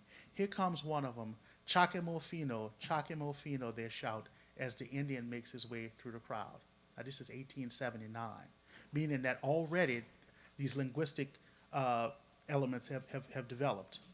And surely they were added to the Indian mystique was the arrival in town of Dr. W.F. Carver with his Wild West show in 1884, Buffalo Bill in 1884-85, extending over the course of the Cotton Exposition World's Fair, the same year that Baptiste Eugene founded the Creole Wild West. One of the commonalities among the men whose names survive in these early newspaper accounts of black Mexican Indians is that many of their fathers in their prior generation had served in the Civil War with the United States colored troops, and many of them were veterans of the Indian Wars. Most of these early black Mexican Indians shared common skilled professions, such as carpenters, plasterers like Henry Jerry and Baptiste Eugene, or they were in organized labor organized professions like the cotton screwman, Milton Sparks, and Lawrence Clementine. Now, Lawrence Clementine made the news because he was shot by John Henry Lewis, better known as Bootsy, in what the newspaper described as a humbug that took place between the Red, White, and Blue tribe and the Chickasaw tribe at Mardi Gras 1900, when Lewis was asked to, quote, "bow down and kiss the ground." That's 123 years ago. And we all know that we won't what? We won't bow down. Sparks was not new to organizational leadership. In addition to being a Mardi Gras Indian, he was president of the Colored Screwmen's Benevolent Association, as well as the founder in 1873 of the Jerusalem Mutual Aid and Benevolent Association. At the end of the 19th century, to conclude, the journalist W.S. Harwood estimated that some 20% of American men belonged to at least one fraternal or social organization, and the economist Albert Stevens pushed that figure to closer to 40% of American men. The quote that I like best comes a half century later in 1944 when Arthur Schlesinger Jr., in an article called The Biography of a Nation of Joiners, summed it up by saying, "The plain citizen, the plain American, sometimes wearied of his plainness and wanting rights, R-I-T-E-S, as well as rights, R-I-G-H-T-S, hankered for the ceremonials, the grandiloquent titles, and the exotic costumes of a mystic brotherhood." Well, this desire for rights and rights of brotherhood extended to African American men as well. And to reiterate what I began by saying, the formation of these social institutions, be they fraternal, benevolent, civic, religious, or tied to carnival, enabled people of color who lived lives, intense lives that were circumscribed by legal and social prejudices, to form progressive ideologies, to develop a sense of propriety, to forge real and fictive family and tribal bonds, and to spawn the development of leadership, the type of leadership we celebrate today. Thank you very much. Thank you so much, Darryl. Any questions? Did anybody have any questions? Questions? No? Question? All right. That was a lot. Thank you. Yes. Yes, ma'am.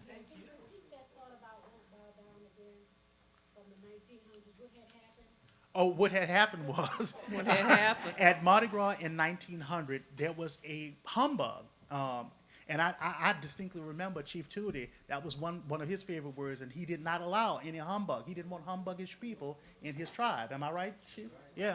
Well, there was, as described by the Picayune, a humbug at Mardi Gras 1900 between the Red, White, and Blue tribe and the Chickasaw tribe, and a man by the name of Louis Clementine was asked, he asked another fellow, John Lewis, to bow down and kiss the ground. Okay, this is an air exchange as Indians, and Lewis refused, and so Clementine shot him. Was sentenced to 3 months in jail, but he was ultimately let out early. Mhm. No, he didn't die. No. That was in the newspaper, and surprisingly, it's because of, much like today, fortunately that's changed. They've become respected as culture bearers and as artists. But in that era, most of the time when the Mardi Gras Indians make an appearance in the newspaper, it's due to incidents of violence or public drunkenness or disturbing the peace. But we're fortunate to have those because just those bits and pieces, document for us that even as far back as 1873, you have people saying Jackie Morfino. Yeah. Yes. Yeah, what newspaper and what year? Um, That incident? that incident was in the mainstream paper. That was in the Daily Picayune. Okay, there. Of course, there was more sympathetic coverage in the black newspapers, but there's that lull from the 1890s through 1925 when the Louisiana Weekly starts, where we don't really have a black paper in town, not one that survives. You mentioned Henry Jerry. How is Jerry spelled? Jerry. Okay. And he was in Algiers. He massed in Algiers. Okay. Yes, sir. I'd like to get your opinion about why we as a people, no matter whether we're in a fraternal organization or an organized group, never address the problems that the European have taken our rights and our rights away, and we end up the way we are today. Why is that never addressed? Oh, I think it is addressed in a lot of these organizations in varying ways. I think that just the existence, just the performance, if you will, the sacred performance that the Mardi Gras Indians do at Carnival on St. Joseph's Night, Super Sunday, and what have you, the work that the other fraternal groups do, it's in response to those pressures. It's in response to those problems. Sometimes you have to realize that, and I hear where you're coming from. When people have been dehumanized, disrespected, disregarded for so long, being pretty is important in and of itself. And so I can appreciate that. I think I even kind of shared those sentiments at one point. All of this money, all of this time, the investment, the handiwork that goes into preparing these costumes and goes into being a Zulu, that goes into being a Namtok or what have you, you wonder why. But you know what? Sometimes taking to the streets, claiming that space and being pretty, proclaiming that I am somebody and that I have a skill and that everybody, I enjoy the adulation of everybody for my skill, that is restorative in and of itself. But a lot of these groups, they did contribute heavily to civil rights test cases. We know about the big ones, Plessy, Brown versus Board of Education, but you gotta remember, it's the nickels and dimes coming from these organizations, the Teachers Union, the Plasterers Union, the Brick Masons Union, that are funding civil rights cases way back in the 30s with equalizing pay for public school teachers in New Orleans, McAlpin versus Orleans Parish School Board, and so many other, cases that we don't hear about. So they do it quietly. What may look like just a party to us, it might look like just a supper with a bunch of people, eating fish and juking. Well, guess what? The proceeds from that party might be going to fund something that's very important. So it may not always look like activism, but I think that the activism is there. Yeah, the public school system in the early 1800s when we had Marie C. Coupon and you had Belina C. Jones. PTA meeting was, you could see more automobiles at PTA meeting than you ever saw. The PTA, you didn't even know all of those cars existed. And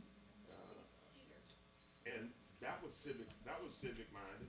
And the seamsters from Hospital and Bunks, and they were all involved in making costumes for the May pageant that used to be held at Dillard University. Absolutely. Jones School is an interesting example because it owes its entire existence to the Seventh Ward Civic and Educational League. Right. And they purchased the land sort of preemptively sort of putting the Orleans Parish School Board in a position where they couldn't deny the request for a school in that area because they said, look, here's the lots of land, let's build a school and let's get this started. And that group was made up of, Dr. Joseph Harden and all of these other leaders who were active in other groups. With the Plessy case in 1890, decided 1896, most of the men on the Citizens Committee, you had the Grand Master of Prince Hall Masons in Louisiana. You had the head of the Colored Knights of Pythias, R.B. Baquet. You had the leader of the Odd Fellows in Louisiana. So all of these men brought the bodies that they represented in that capital, if you will, to the Citizens Committee when they were planning the Plessy case. And that still exists. That still exists. Yes, sir. Go ahead. Speaking as a Mardi Gras Indian or Black Mexican Indian, how do you feel? Excuse me, I have this candy in my mouth. That's all right. How do you feel about how the culture has evolved from now and from back when you were just reading text? How do you feel about it? That's interesting. At a party, as Diane was, where Diane was president and Chief Montana was present, we got into this, and I'm concerned that because of the long overdue respect, adulation, awards, publicity that's now being given to individuals who are authentic members of the Mardi Gras Indian community, there are a lot of individuals who are closer to your age and mine, and some older ones, who are latching on to these cultural traditions, and not with the best of intent. Not with the intent of learning, not with the intent of being authentic, of passing it on, of really, of not engaging with the community. To be an Indian is for your people. To be an Indian is for the people on La Hop and on Dume and on St. Bernard and on London Avenue and in the Treme. It's for those people. Now, if you want me to and if you invite me to the White House to mask, okay, I'll do it. If you want me to, come and present in City Hall and all these places, I'll do it. But it's not really for those. It's not for those spaces.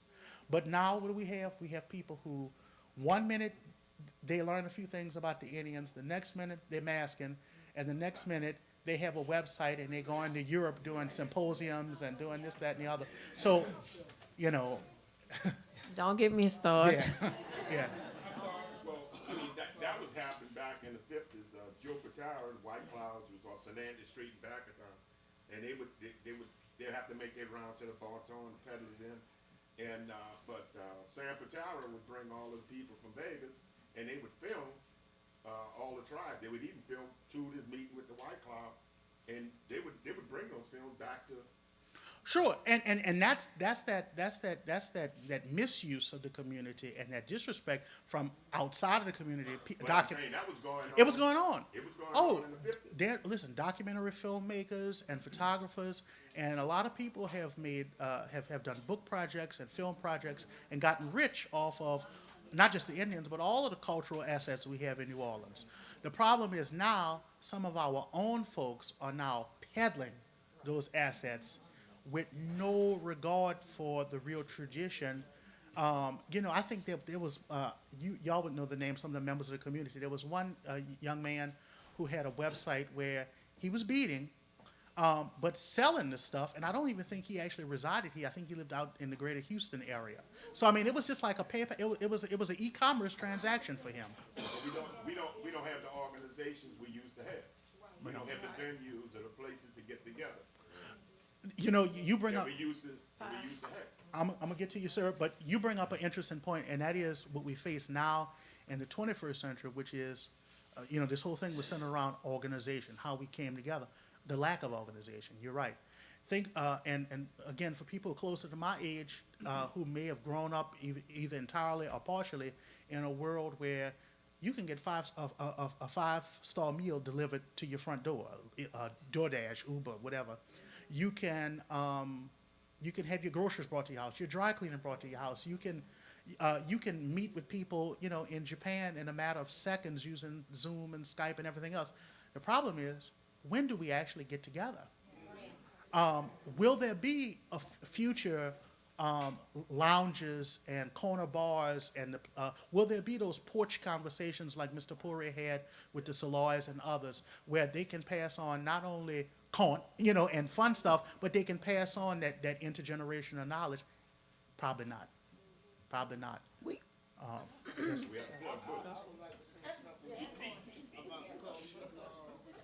What I've seen since I was 11 years old, this culture, a lot of people are touching this culture, outside the culture, inside the culture.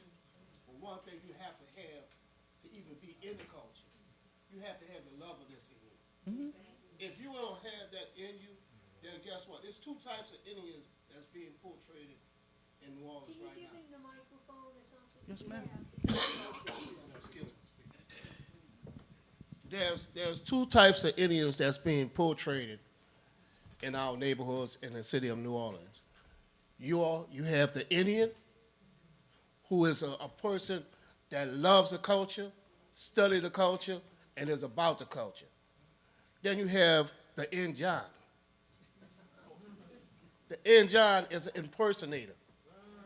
He's the person, or she's the person, or these the people that are taking the culture for a joke. You understand? So you have a clash that's going on right now. You understand? And what we got to get back to, every chief that's a chief. Every queen that's a queen. Ladies, y'all queens, y'all have to teach y'all queens how to be queens. Chief got to teach a man how to be a chief. You know, we have too much confusion in tribes, and everything is being. I mean, when I was 15 years old on Robinson Street at the building Jerome had with Tootie and Tamarine and Fan, and 15 years old, man. You know, my first suit I put on, I was 11 years old. Made it by myself, but my parents paid for it, so I didn't have no control over that.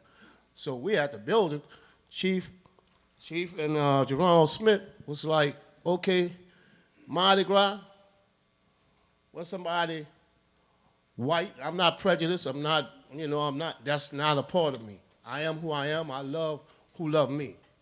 And they told us, okay, when somebody take your picture, turn your back. I'm like, man, what Jerome and them talking about? What Chief and them talking about? Man, that's my first suit. I want everybody to take my picture. You know what I'm saying? Then I ain't paid for it. My parents paid for it. But the enjoyment and the excitement of me putting on a suit for the first time, how could y'all tell me turn my back if somebody want to take my picture? So, I mean, I did it. Okay, next year, when I got a little older, okay, so now it's coming in the past that, okay, the people that were taking your pictures from other countries, France, England, wherever they were coming from, Australia, wherever they was coming from, they was taking your picture, going back home and write a documentary on you. Not even your name, not even the position you running in the tribe, you understand? But you John Blow, you know, and being compensated and taking money from the culture like that, I mean, I call them culture vultures, man. You know what I'm saying? I mean, there's no place for this. This thing was founded by us, is us, and we got it without anybody.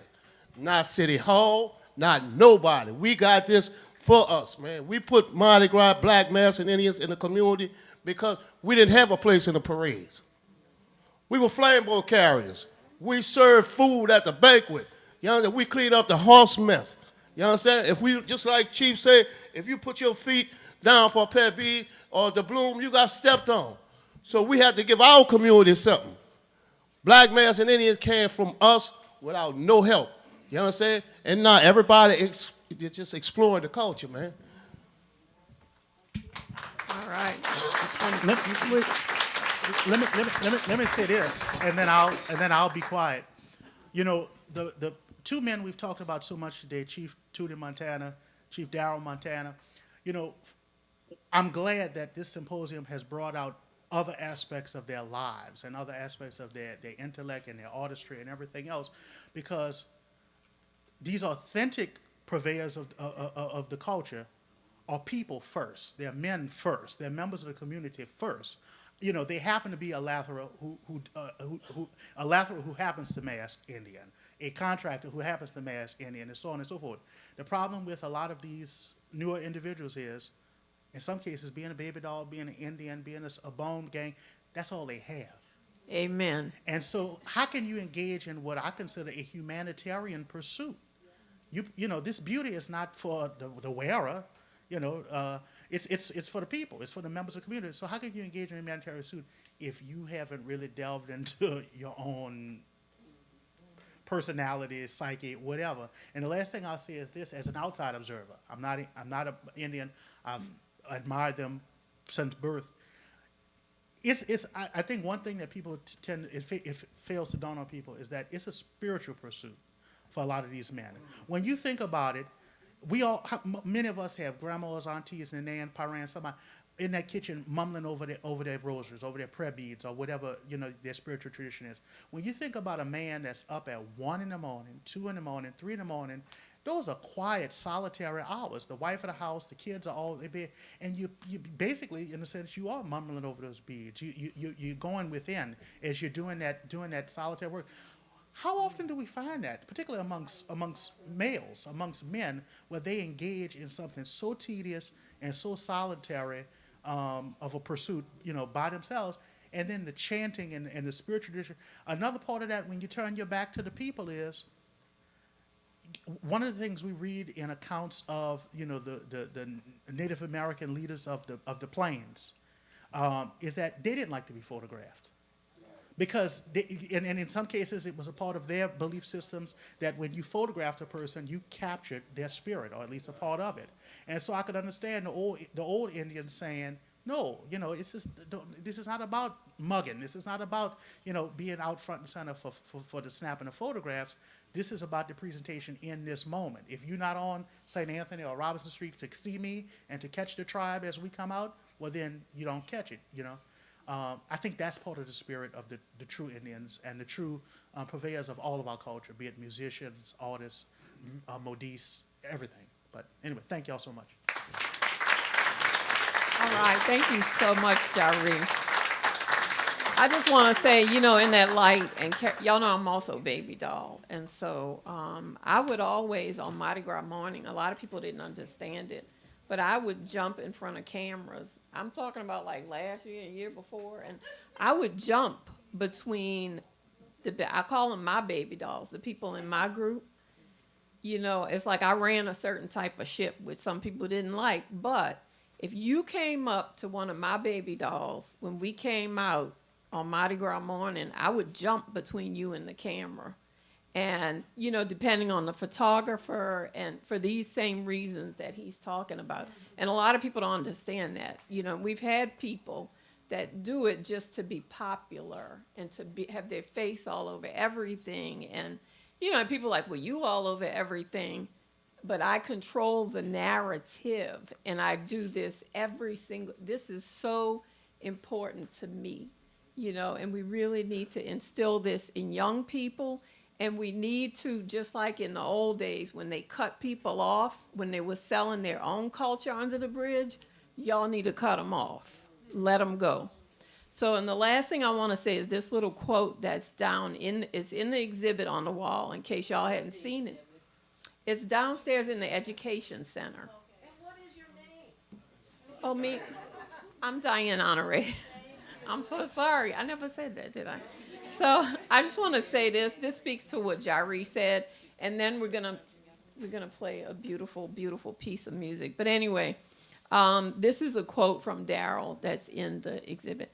Basically, I'm a quiet person. When I put on my Indian suit Mardi Gras Day, I go through a metamorphosis and turn into this other person, explains Darryl Montana. As I get older, I go through some of the same stuff my father went through. When the house was quiet and he was sitting up at night sewing by himself, he would cry. Tears would just start. It's a love. It's a respect for your ancestors.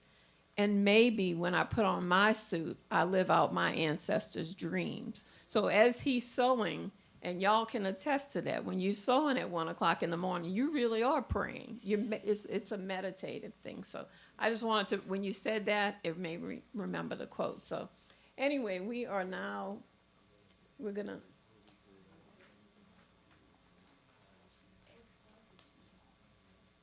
We can do it right while y'all are setting up. So they're going to set up real quick, and while they're doing that, I'm going to recognize someone who's in the community. And again, I hope y'all get to see the exhibit, because there is a very interesting sculpture in the exhibit that was done by Mr. Clarence Santiago, and we want to recognize him. Is he here? There he is. There he is over there.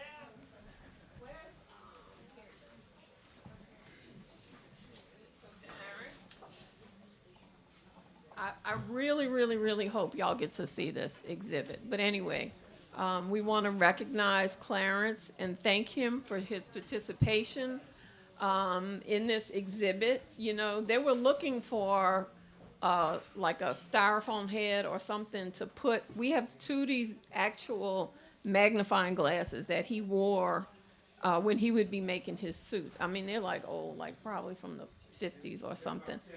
They're about 70 years old, so we were looking for something. And then I remembered somebody had made this bust of Tootie, and I'm like, oh, that would be awesome to get in the exhibit. And he actually broke down some of his suit, too. And you don't do that. When you do that, that's an act of love that's a love of culture. So we really want to say thank you and present you with this certificate. Thank you so much, Clarence.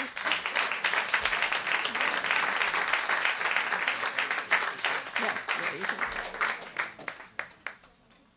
Say, can I talk? Can Indians talk? Yeah. What's his last name? Santiago. Santiago. Excuse me, ladies and gentlemen. I'm kind of nervous because I've never done this before. So excuse me for my words.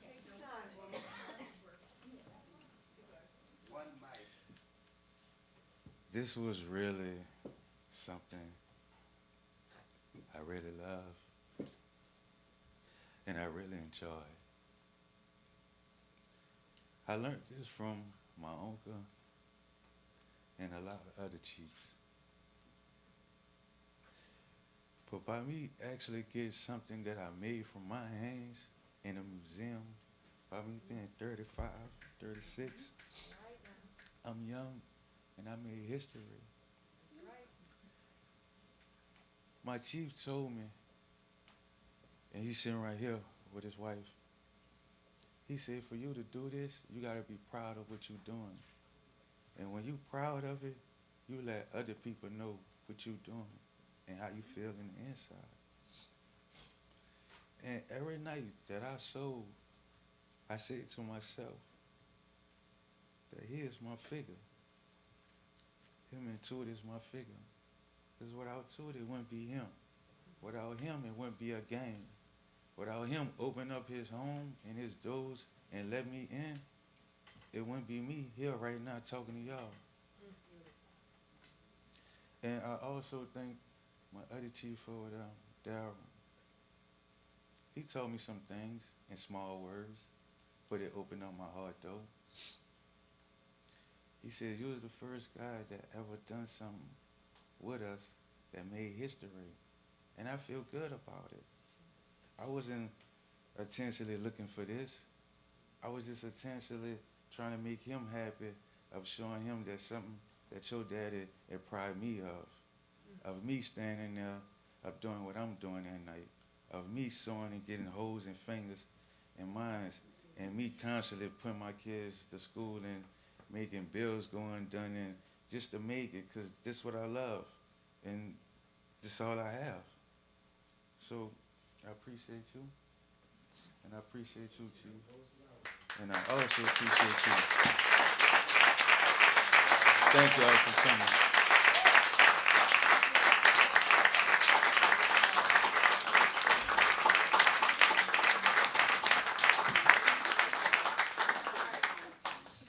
So now we have a special treat. If y'all want to make absolutely sure all of your phones are silenced, Can we come down on the lights a little?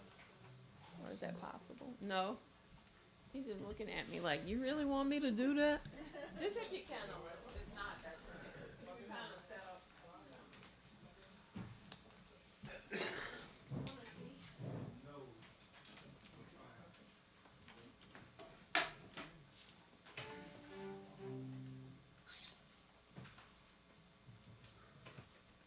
We want to do something that I've never done before.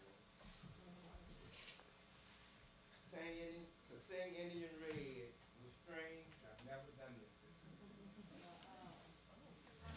We are going, it's a special treat, and I hope you all enjoy it. Mighty cootie fire yo, Indian Red, Indian.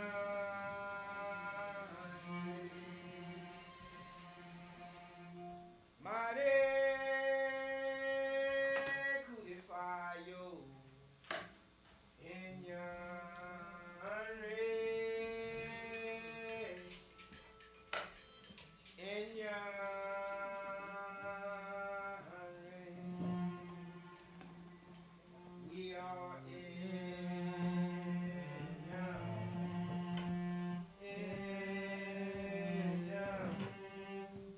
Indians of the nation, the whole wild creation. We won't bow down, we won't bow down, because I love to hear you call my name.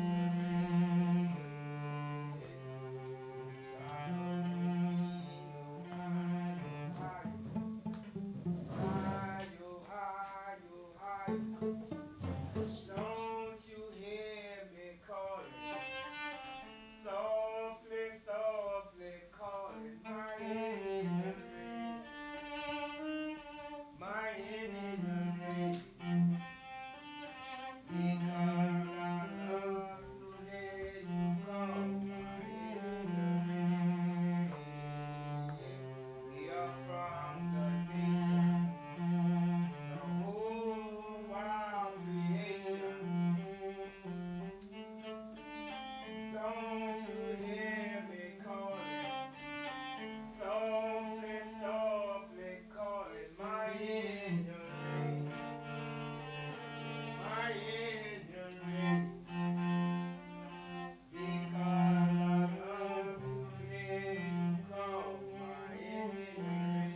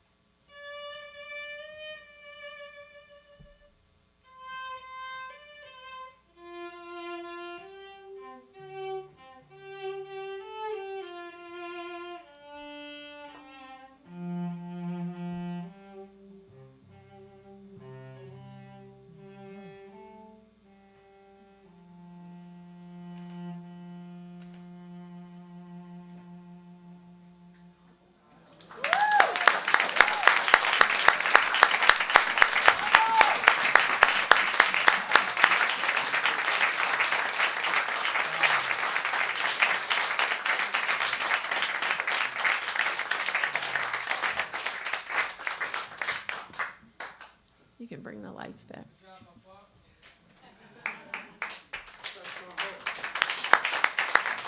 Let me compose myself.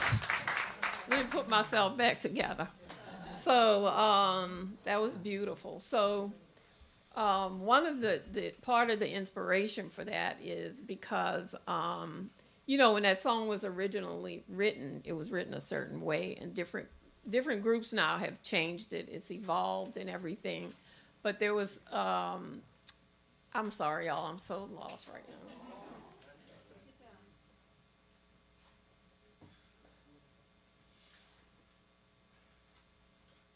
somebody I'm related to wrote that song in prison in 1920s. In the 1920s.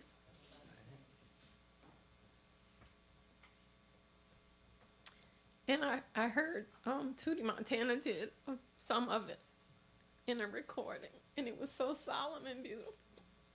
And he always said that he did it like it was supposed to be sung. And Darryl tries to sing it like that. And I thought, you know, it was so beautiful. The song is so beautiful. It's beautiful when you hear it on the street. But when you hear it how it's supposed to be sung, it goes back to that ancestral stuff in the prayer that Darryl was talking about, because that's what it is. You know, when you hear them sing it in the quiet moments. And so that's part of why we did that. Anyway, if I could put myself back together here, we're about to have some fun. So our next panel is going to be wonderful because it's our active culture bearers. We have Pie. Come on down. Big Chief Monogram Hunters. You want me to wait? Oh, he's coming right back. So you can come on up. We have Nazir. This is Darryl's grandchildren. Nazir, Rahman, and Freddie. And Darryl, I guess he's coming right back. Good afternoon, so, all right. Y'all can have a seat down there. So, and I don't remember if anybody else was supposed to be on the panel. My bad, brother. So, Chief Delco. Come on down here, Delco. Delco's sitting back there hiding behind his program. Like he's not supposed to be up here. We just need to grab another chair.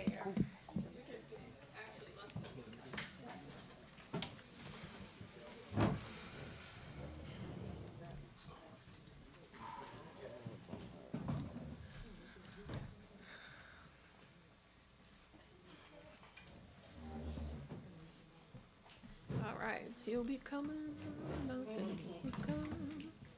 All right, so we wanted to talk to people in the family, and actually everybody up here is in the family because they all work with Tootie, mass with Tootie, and we're just gonna talk and tell stories and history. How you doing?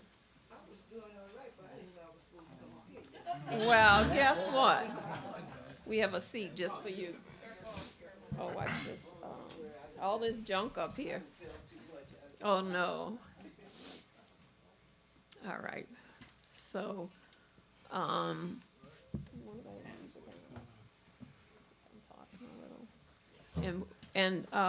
in between here, we're going to hear, y'all see Mr. Shannon Powell over there on them drums, right? Trust me, he is not here for no reason. So.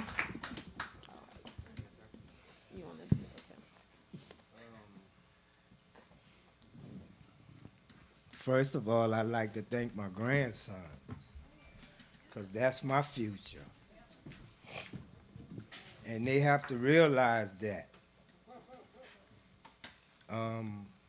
Freddie, he's my oldest grandson. Then Nazir. How y'all doing? And then we have Rahman. Each one of them, they've participated. I think Freddie, 3 years? Yeah, I was 3. He's masked 3 years. Nazir's masked twice. And Rahman has masked 3 times. A lot of times folks ask me about the legacy and where does it go after me. I want to say this to my grandsons. And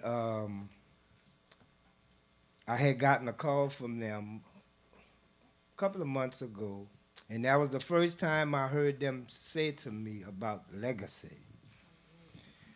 So, having said that, it tells me that they finally get it.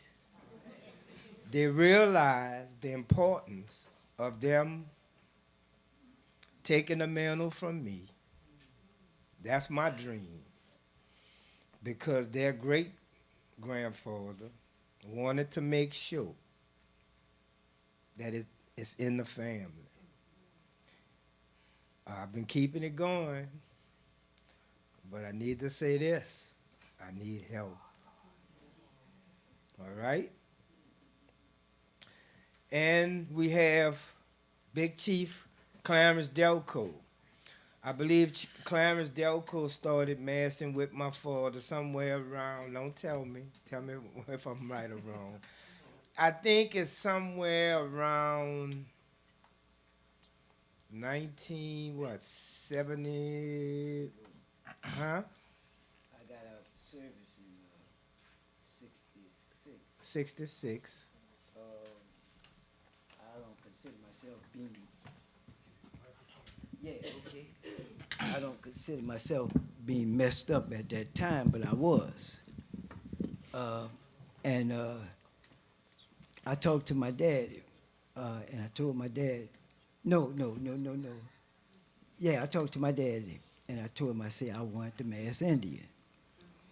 And he said, well, why don't you go see Tootie, Montana?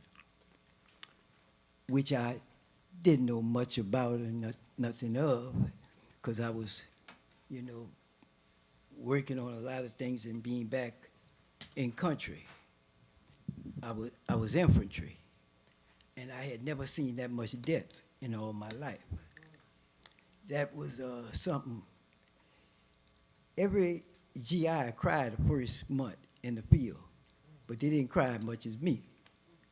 I was crying so much I was letting them know where we was, and crying, you do it and nobody pay attention to you, because they went through the same thing. So after I got back, that's what I did. I massed, and Tootie, Montana, I met him outside the bar.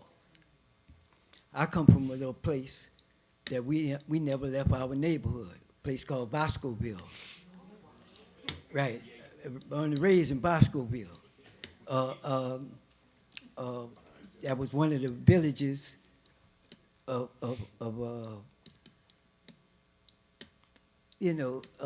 had 3 villages, Boscoville, Pilotland, and Sugar Hill. And knowing things that I knew. You see, a lot of people don't know Straits Business School was Dillard University. Yeah. And that's the thing. And my biggest thing was throwing bricks at the ducks in the pump, power, the pond. But the pond, back in Boscoville. It was fun. We just throw rocks at them. They throw so many rocks, the ducks say, man, won't y'all go home? Things like that. But when I talked to Tootie, Montana, I asked him out. My daddy told me, he said, go talk to Tootie, Montana. When I talked to Tootie, Montana, he didn't act like he would never say no. And I had a designer, because I can't draw. So I had a designer with me, and he was coming out the bar, Mardi Gras night. And I introduced myself, although he had knew my daddy and them, because when my grandmother died, she died across the street from your house, too. They called my daddy. So he said, I think your mother is dead in that house, which was my grandmother. But that was after a while. And when we did that, he said, yeah, you could do this. He just said it so easy, like he didn't know nothing. He didn't know no words like no. And I said, well, something must be wrong here. He's accepting me just like that. So I couldn't draw, but I could think what I wanted. And when I started, when my best buddy was my designer, I said, can you do this? He said, yeah. Well, he worked for NASA, and he could draw. He drew so good, looked like everybody was walking on the paper, And I said, wow. He said, yeah, I could do this. And he drew my first suit. And the thing was, I dream it, he draw it, I sew it. And that's how I started. And I was masked with a couple of years until I got my own tribe out of Boscoville. And I used to practice at a bird named Pichon ball back there. You know, that's where I come from. And I was doing that, and we had different things, and that's when I got my tribe. But I left him to get my tribe because they had no tribe. Only person we had back was massing at that time was a guy called Wild Man Rock. Yeah, Wild Man Rock was Wild Man Rock. And, you know, we used to tease him when we was young. And one day we teased Rock, and we ran. And when we ran and ran around the corner, Rock threw a rock, and the rock turned the corner. and hit one of us, you know?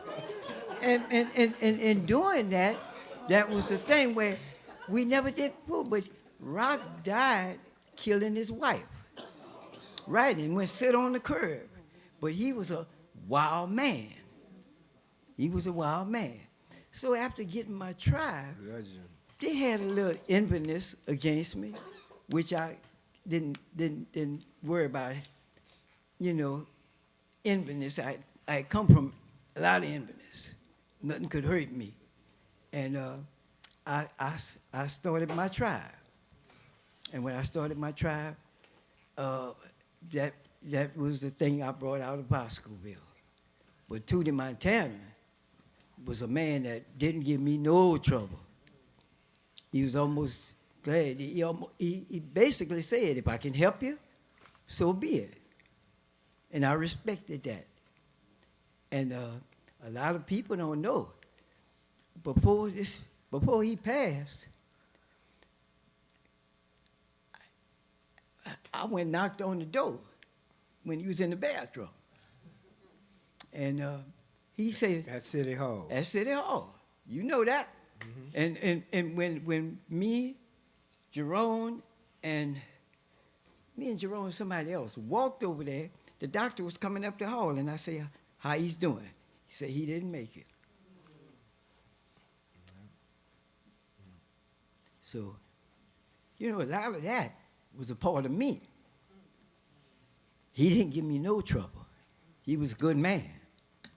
And I don't care what nobody say about what I did or anything. He was a good man. So, Pie. Thank you, Clarence Delco. Big Chief Clarence Delco. That's Delcourt now. D-A-L, not D-E-L. Okay, Delcourt. You know what that means in French? From the heart. From the heart. Right. You speak from the heart. I didn't know that for a long time. Thank you. Thank you. Next, we're going to have Big Chief Pye Stevenson. He is the Big Chief of the Monogram Hunters. That was formerly my father's tribe. And he stopped as a monogram hunter, and he started with the Yellow Poker Hunters. But Pye took the mantle with the monogram hunters. Yeah,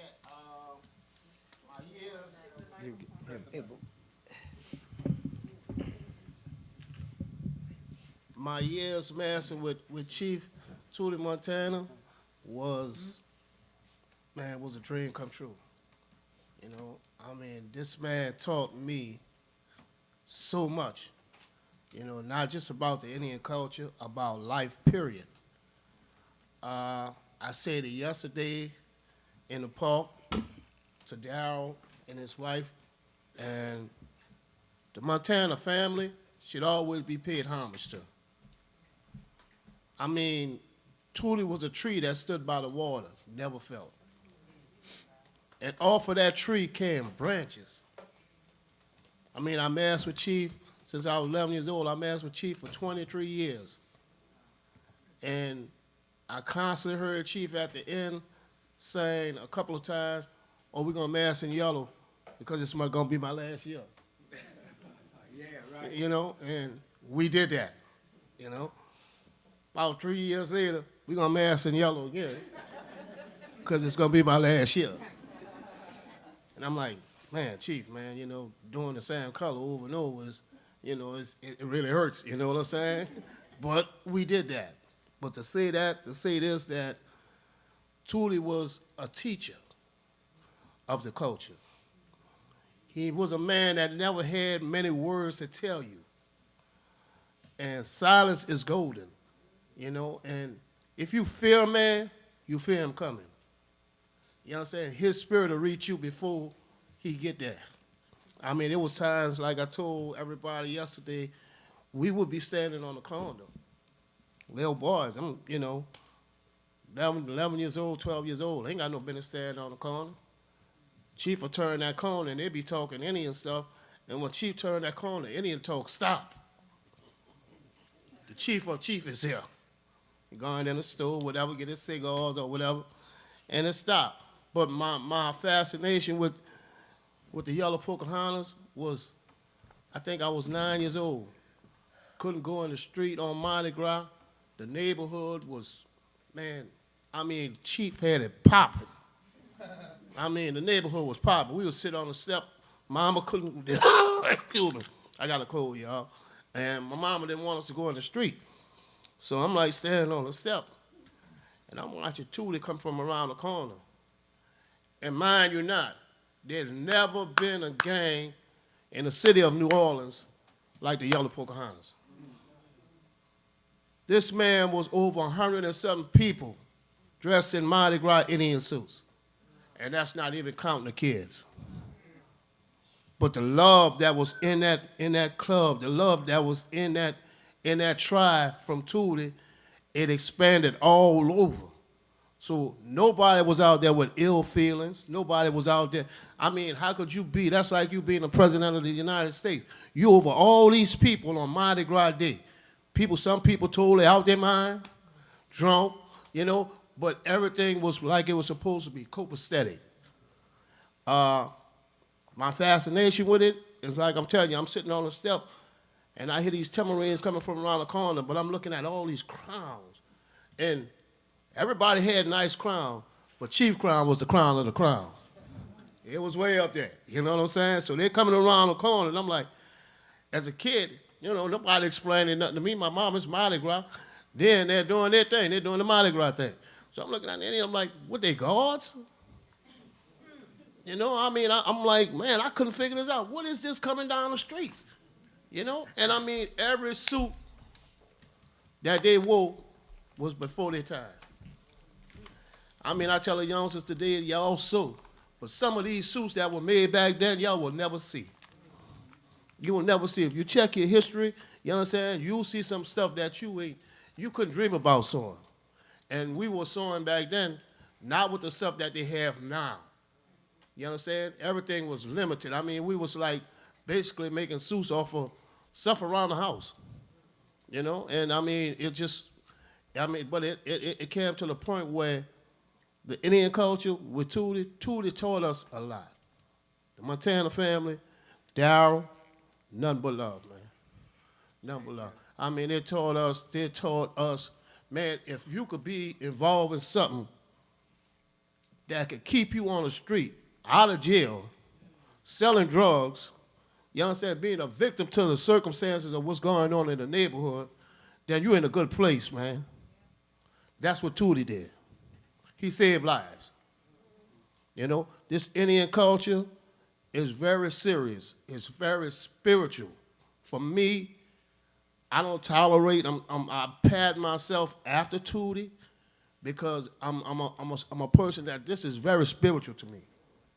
If you're not sewing, I sew with the spirit. When I tell you I sew with the spirit, when I sit down and I sew at night, my wife right there, she'll tell you. I sit down and I sit at that table, I'm sewing with all my brothers and sisters that's gone before me at the table.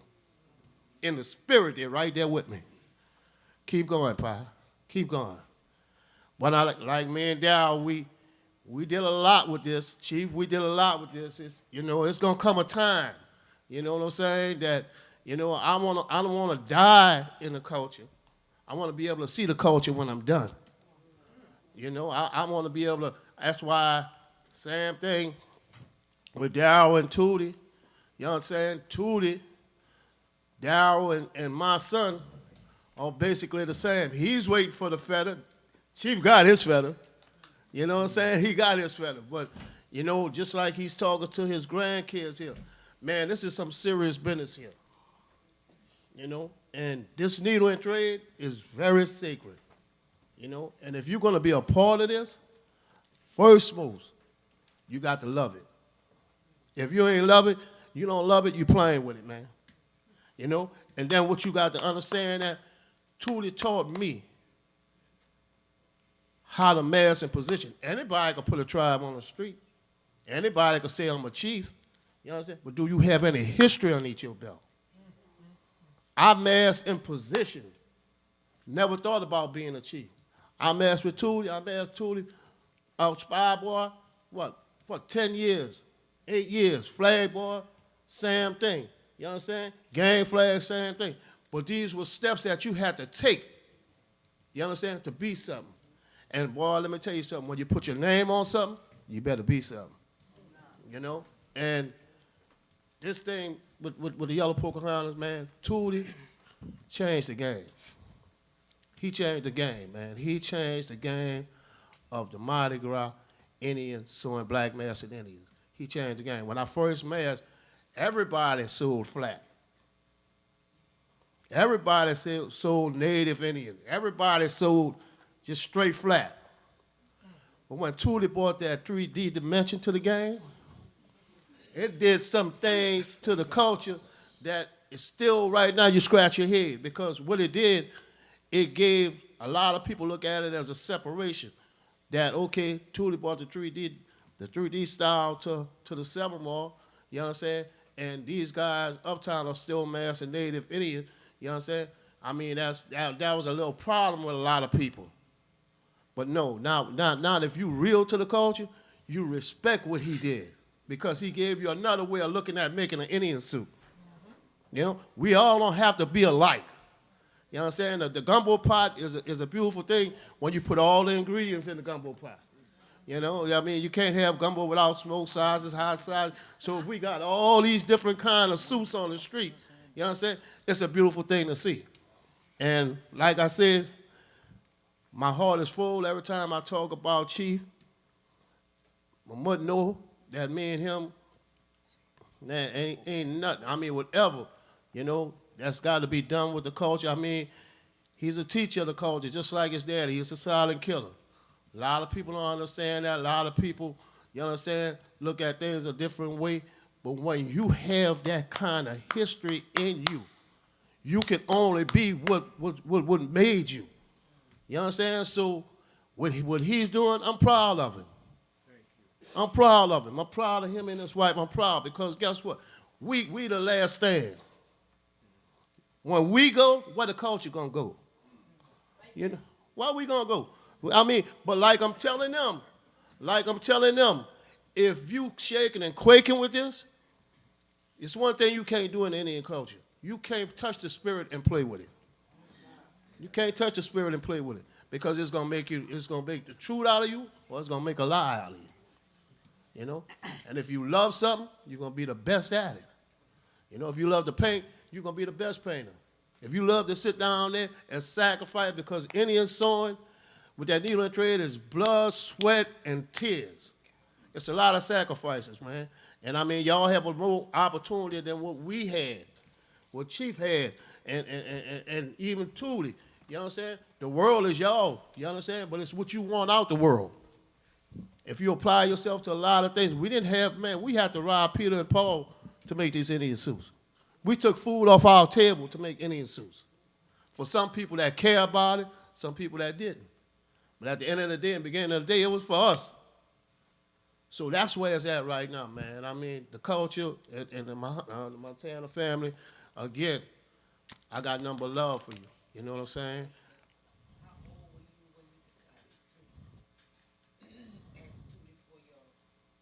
Tootie with with the yellow Pocahontas, with Tootie and the yellow Pocahontas, Tootie would tell us sometimes at the building, you know, after he said we gonna wear yellow and it's gonna be my last year, he would tell you at the building, I'm getting old. You know, I can't do the things that I used to do. You know, and me, I was, if Chief, when I was really into the Mardi Gras Indian sewing, Tootie had years, man. I'm gonna tell you that he had years, man. You know what I'm saying? And it's hard for you to say that you want to quit sewing. I mean, we can lie to everybody, but you can't lie to yourself, you know? And then at the end of the day, you know what I'm saying, when you're into this sewing thing, it ain't you that's controlling the sewing. It's the spirit. The spirit got to tell you to quit. And when the spirit tell you to quit, then you go quit. But as my years as Chief was getting older, I went to Chief a couple of times, man, and I talked to him coming from Indian practice. I mean, on Poree and Marine, and I was like, Chief, you know, I said, man, I just want to branch y'all. He said, yeah, fine. He said, yeah, fine, Pa. He said, because I got no problem with nobody branching off because I'm getting old, you know? And I know how many times we've been tricked when he's telling you, you know, I'm about to get a gang up and, you know, we still we wouldn't have been no Mardi Gras hunter. I'd have still been a yellow Pocahontas, you know, but Chief was playing the mind game with us, you know. He wasn't ready to give it up, you know. So, I mean, it's like, okay, we young, you know, we want to run, you know, and a lot of other guys had them broke away, but everybody that broke away from the tree, that Tootie was a tree, I didn't want to do it like that. I had too much pride. I was taught too much behind Tootie. Tootie taught me a whole lot of things. So if I'm going to split from Tootie with his consent and his blessing, then I'm going to take and give him something back. You know what I'm saying? That was important to me. I wanted his daddy's name, Mardi Gras Hunters. I could have been anything. Morning Star Hunters, I could have been anything. But I wanted to give something back to where I came from, to the maternal family. You know? So, Chief, even though you still here, Mardi Gras Hunters here, when you got the gang and you was Mardi Gras Hunter, it's still here. Even when I had the dream that even if God called Chief home, I'm still giving homage to him by being Mardi Gras Hunter because that was his tribe. And him and his brother Edward, they blessed me with that. And we've been Mardi Gras Hunters ever since. All right. So I just want to hear some last words from the grandkids. Like, what are some of y'all fondest memories? Look at y'all over there. I'm sorry. I'm a little nervous. Okay. This is my first time doing okay. this. You feel me? But me touching on even me being nervous, I just want to say, well, we all should say, I just want to say we appreciate our grandfather for everything he taught us and what we doing, you feel me? Because right now, he's in college. We are two up-and-coming singers, artists, I should say, in the music industry. I have a song on the radio. He has a hot song that's going around in the city. So, like, you feel me? We do more. We do more. But the culture, I should say, even us, like, I remember young us, like, help our mothers used to help us sew a lot because we didn't really know too much about it. But as we got older, we would also help still seeing even the Mardi Gras practices with the dances, the Indian Red, like that song. Like I know that song, I know that whole song we by heart because we used to have Indian practice every Sunday, and we would dance to a lot of songs. Couldn't wait to go to practice. Couldn't wait to go to practice every Sunday. I have a question, sir. What's up? Am I gonna be able to see you say the next 10 years of the Mardi Gras? I would say this. Let me tell you this. Talking about the legacy and culture, yes. I should say the Montana culture. I honestly don't know if I will be a Mardi Gras Indian again. I don't know. I don't know yes or no. But I should say, as far as the legacy, me personally, I promise within all my heart, this legacy is gonna continue forever. Because even at one point, I know for a fact, I'm gonna open up a restaurant with the help of our family. I'm not saying no. I'm not saying this to say it as like I just think. I know for a fact in my mind we gonna do this. We're gonna open up a Montana restaurant around the Mardi Gras Indian culture, have Indian suits, all that type of stuff at one point. You feel me? This just is really a dream. We talking about it in mind, but I know for a fact it's gonna happen. You feel me? So like the Montana legacy gonna last forever. I should say. I really don't know if I will be Mardi Gras Indian again, cause like I do have a lot going on with myself, so I don't want just. To add on to that. What's up? That's your great grandfather. Right. I can recall as a boy, your great grandfather used to talk to myself, Marquis T-Rowe. I think everybody calls it the Undertaker, professional funeral home. And also a guy named Emmanuel Hinkle. He told us, and I'm gonna quote, and I'm gonna let it go. Quoting Allison, Tootie, Montana, right here, great grandfather, bro. Sitting on the post. He said, "Hey man, this Indian bleep ain't going nowhere. All right, do what you got to do, and it's still gonna be here." Now, with that advice, sounds like you have something that you need to do in life. You have a calling, but it's in your nature to be this. You can run from it. It's a spiritual thing. First of all, y'all, it's a spiritual thing. You can run from it. It's gonna come right back, and it's gonna grab you. You know what it's gonna do? You're gonna put a suit on.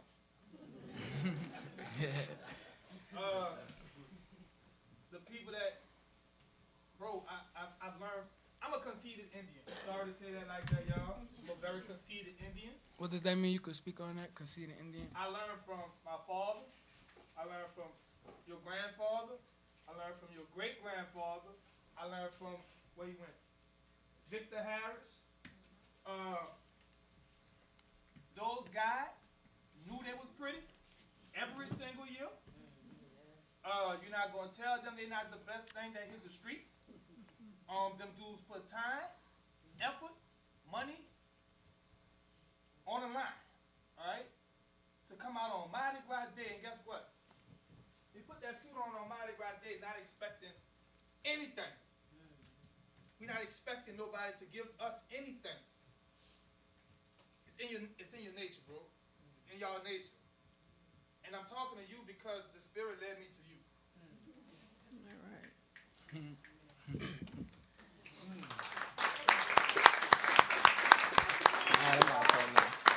But Okay, let me. Go I'm ahead, Levi. Nasir. I was gonna answer the question too. I was gonna answer the Yes, question. In the next 10 definitely. years, you will see me in a suit. All right. I'm in college right now as a computer science major. Just finished my first semester. But you know, in the future, I do want to be back. Yeah, you're right. You know, and what really led me to want to be an Indian was the love around it. Like, you know, you go to a suit, the whole family there, we all sewing, we all having fun, just the moments, you know. And I don't want to let that go, you know. What's some of the, All right. Can I do this, Ms. D? One more question. One more question. I know he probably told you I'm gonna talk all day, but give me something that you saw from your grandfather in crunch time, with let's say a week before Mardi Gras. Tell me, how is that man in that house? He upstairs, not Crazy. coming out the room. Determination. You stand up all night to finish them. All night, we getting out, we gon' mask. Yeah, I'm 18.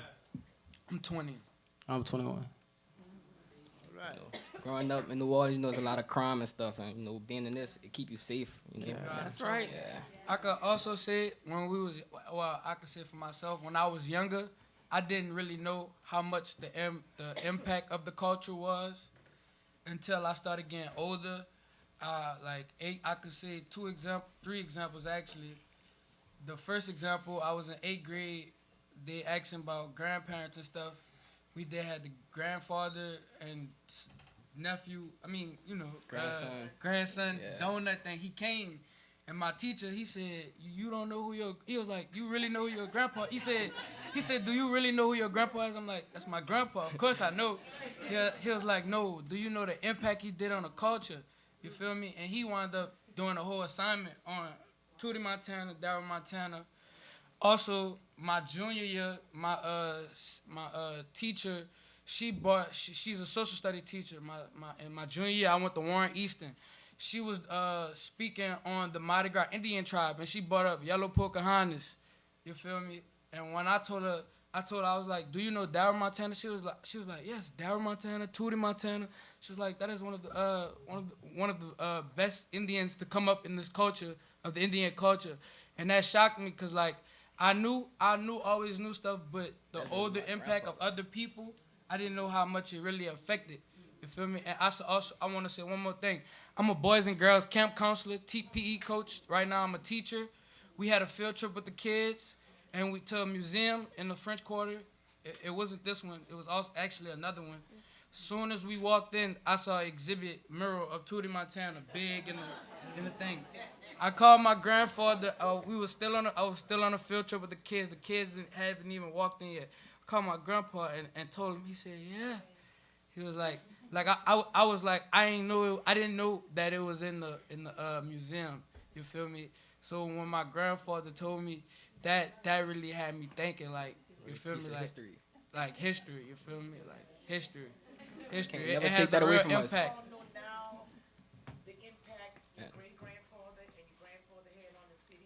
Yes, ma'am. Freddie? Yes, ma'am. It's like- I didn't realize it until I was older. I can honestly say that though. Yes. Every time I mention my grandpa name, Yeah. somebody know him. It's like you can't run from it. Freddie. Somebody know him. Freddie. You can't run from it. How you doing over there? Well, I'm doing good. How I'm you- doing good. When you coming out? I actually called my grandfather a few months ago. I was the one that I was started that sitting phone right call. there. Actually, that got us all on the phone. When you come and get them patterns? I called him about that like 2 weeks ago. He was never home. Yeah, we be on two different times. He all right. He's all right. Yeah, but That's the quiet yeah, storm. I was the I actually was the one that got us all on the phone to ask him when we all could come together and mask again. Actually. He started the movement. Yeah. He started the movement. All right. Yeah. All right. So guess what, y'all? Y'all ready? Shannon, how you doing over there? Where's my Indians? Y'all got y'all drums? Who got their drum? Nobody got their. A bunch of Indians in the room and nobody. All my drums in the car. I could go get them. All right.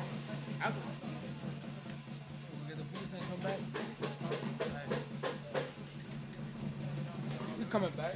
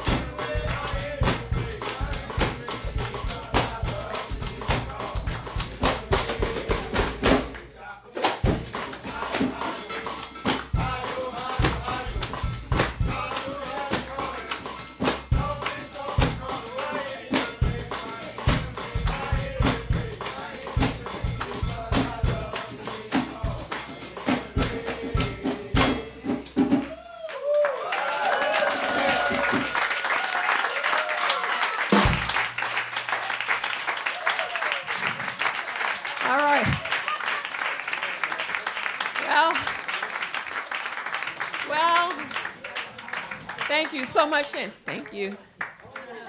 Thank you, Shannon. Ooh. All right. So I hope you all enjoyed the day, the weekend. You know, and I hope that you all will take any bit of anything you got today, and, you know, one piece of knowledge is like a stepping stone to something else. So it never stops here. Hopefully we can do this again. Hopefully some of y'all will open the doors and help with programs like this, or have your own programs like this, or whatever. So we can do a couple more raffles. We have a minute that we can just pull some numbers. Darryl or somebody, that's the basket. We could do a couple more raffles, but I want to thank everybody. And I want to thank Dr. Yi Jung Ko for performing the beautiful cello solo with Darryl Montana. And Shannon Powell, y'all, how was that? How was that to close it out? Big Chief Pie, all right, give it up. Big Chief Delco, Darryl, everybody who came out to participate or support, thank you so much. This is carrying the tradition forward. This is putting it on lock and key that we will preserve our culture and our heritage. So thank you very much. And now, I know y'all just waiting on the prizes. So, number 23, I have a couple. Number 23, is 23 here? Is 23 here? 23? Number one, I have 23, 1. Is that for anybody? Because I'm just calling a bunch, because I have a lot of stuff. What is that? 79? Right here. 79, come on down, 79. 29, come on down. 29, 79. 79, so Darryl. Okay, that's good. Give me a poster. So this is a book by Dr. Maurice Martinez. I'm really hopeful that we can screen his movie. He made the very first movie on black masking Indians. So I'm hoping we can screen it. It was made in the 1970s. It is so important. All of his work, his whole body of work is important. He died this past year. So this is a great book. And it goes along with this is a poster to our event that was signed by Darryl for his 50 years of masking. Y'all know, y'all need to try to get one of these before you. Anyway, it's dedicated to Dr. Maurice Martinez. So at any rate, and here's your book. Thank you. All right. And so we have, well, looky here. Yes. And we have another book by, looky here, Mona Lisa Saloy. So, and this one is Red Beans and Ricely Yours. Congratulations. And I know. Did I get any other? Number 80. 80. All right. So this one is Women in New Orleans. This is by This is by Mary Gaiman. She wrote this a few years back. But she also wrote a tour to go along with it, which she gave me the rights to do. So it's very insightful. You know, it's a good introductory book to women in New Orleans. All right, and then we have one more. I'm hoping I find these numbers. You know, people kind of been coming and going. Number 7. 7. All right. So let me tell you this. Here's another biggie. Keith Weldon medley, Black Life in New Orleans. This is kind of our tour this morning mirrored a little bit of this. So it's a really good book. So you get that in a poster. So I want to thank everyone for coming out again today, and I want to thank Lisa McClendon. Oh, we don't need. She gave me the 7, y'all, the lucky number 7. I want to thank Lisa with the museum. I want to thank the museum for doing this exhibit. This has been a lot of work to put together, and they were just, and I want y'all to be sure to visit the exhibit. You know, you have to either make an appointment or come when Lisa's here, because this exhibit stays on lock and key. That's how important it is. So anyway, he's like, I'm just passing by. So anyway, thank y'all for coming. Did anybody have any last questions? I'm so fried. They could sell me at McDonald's. All right, thank y'all.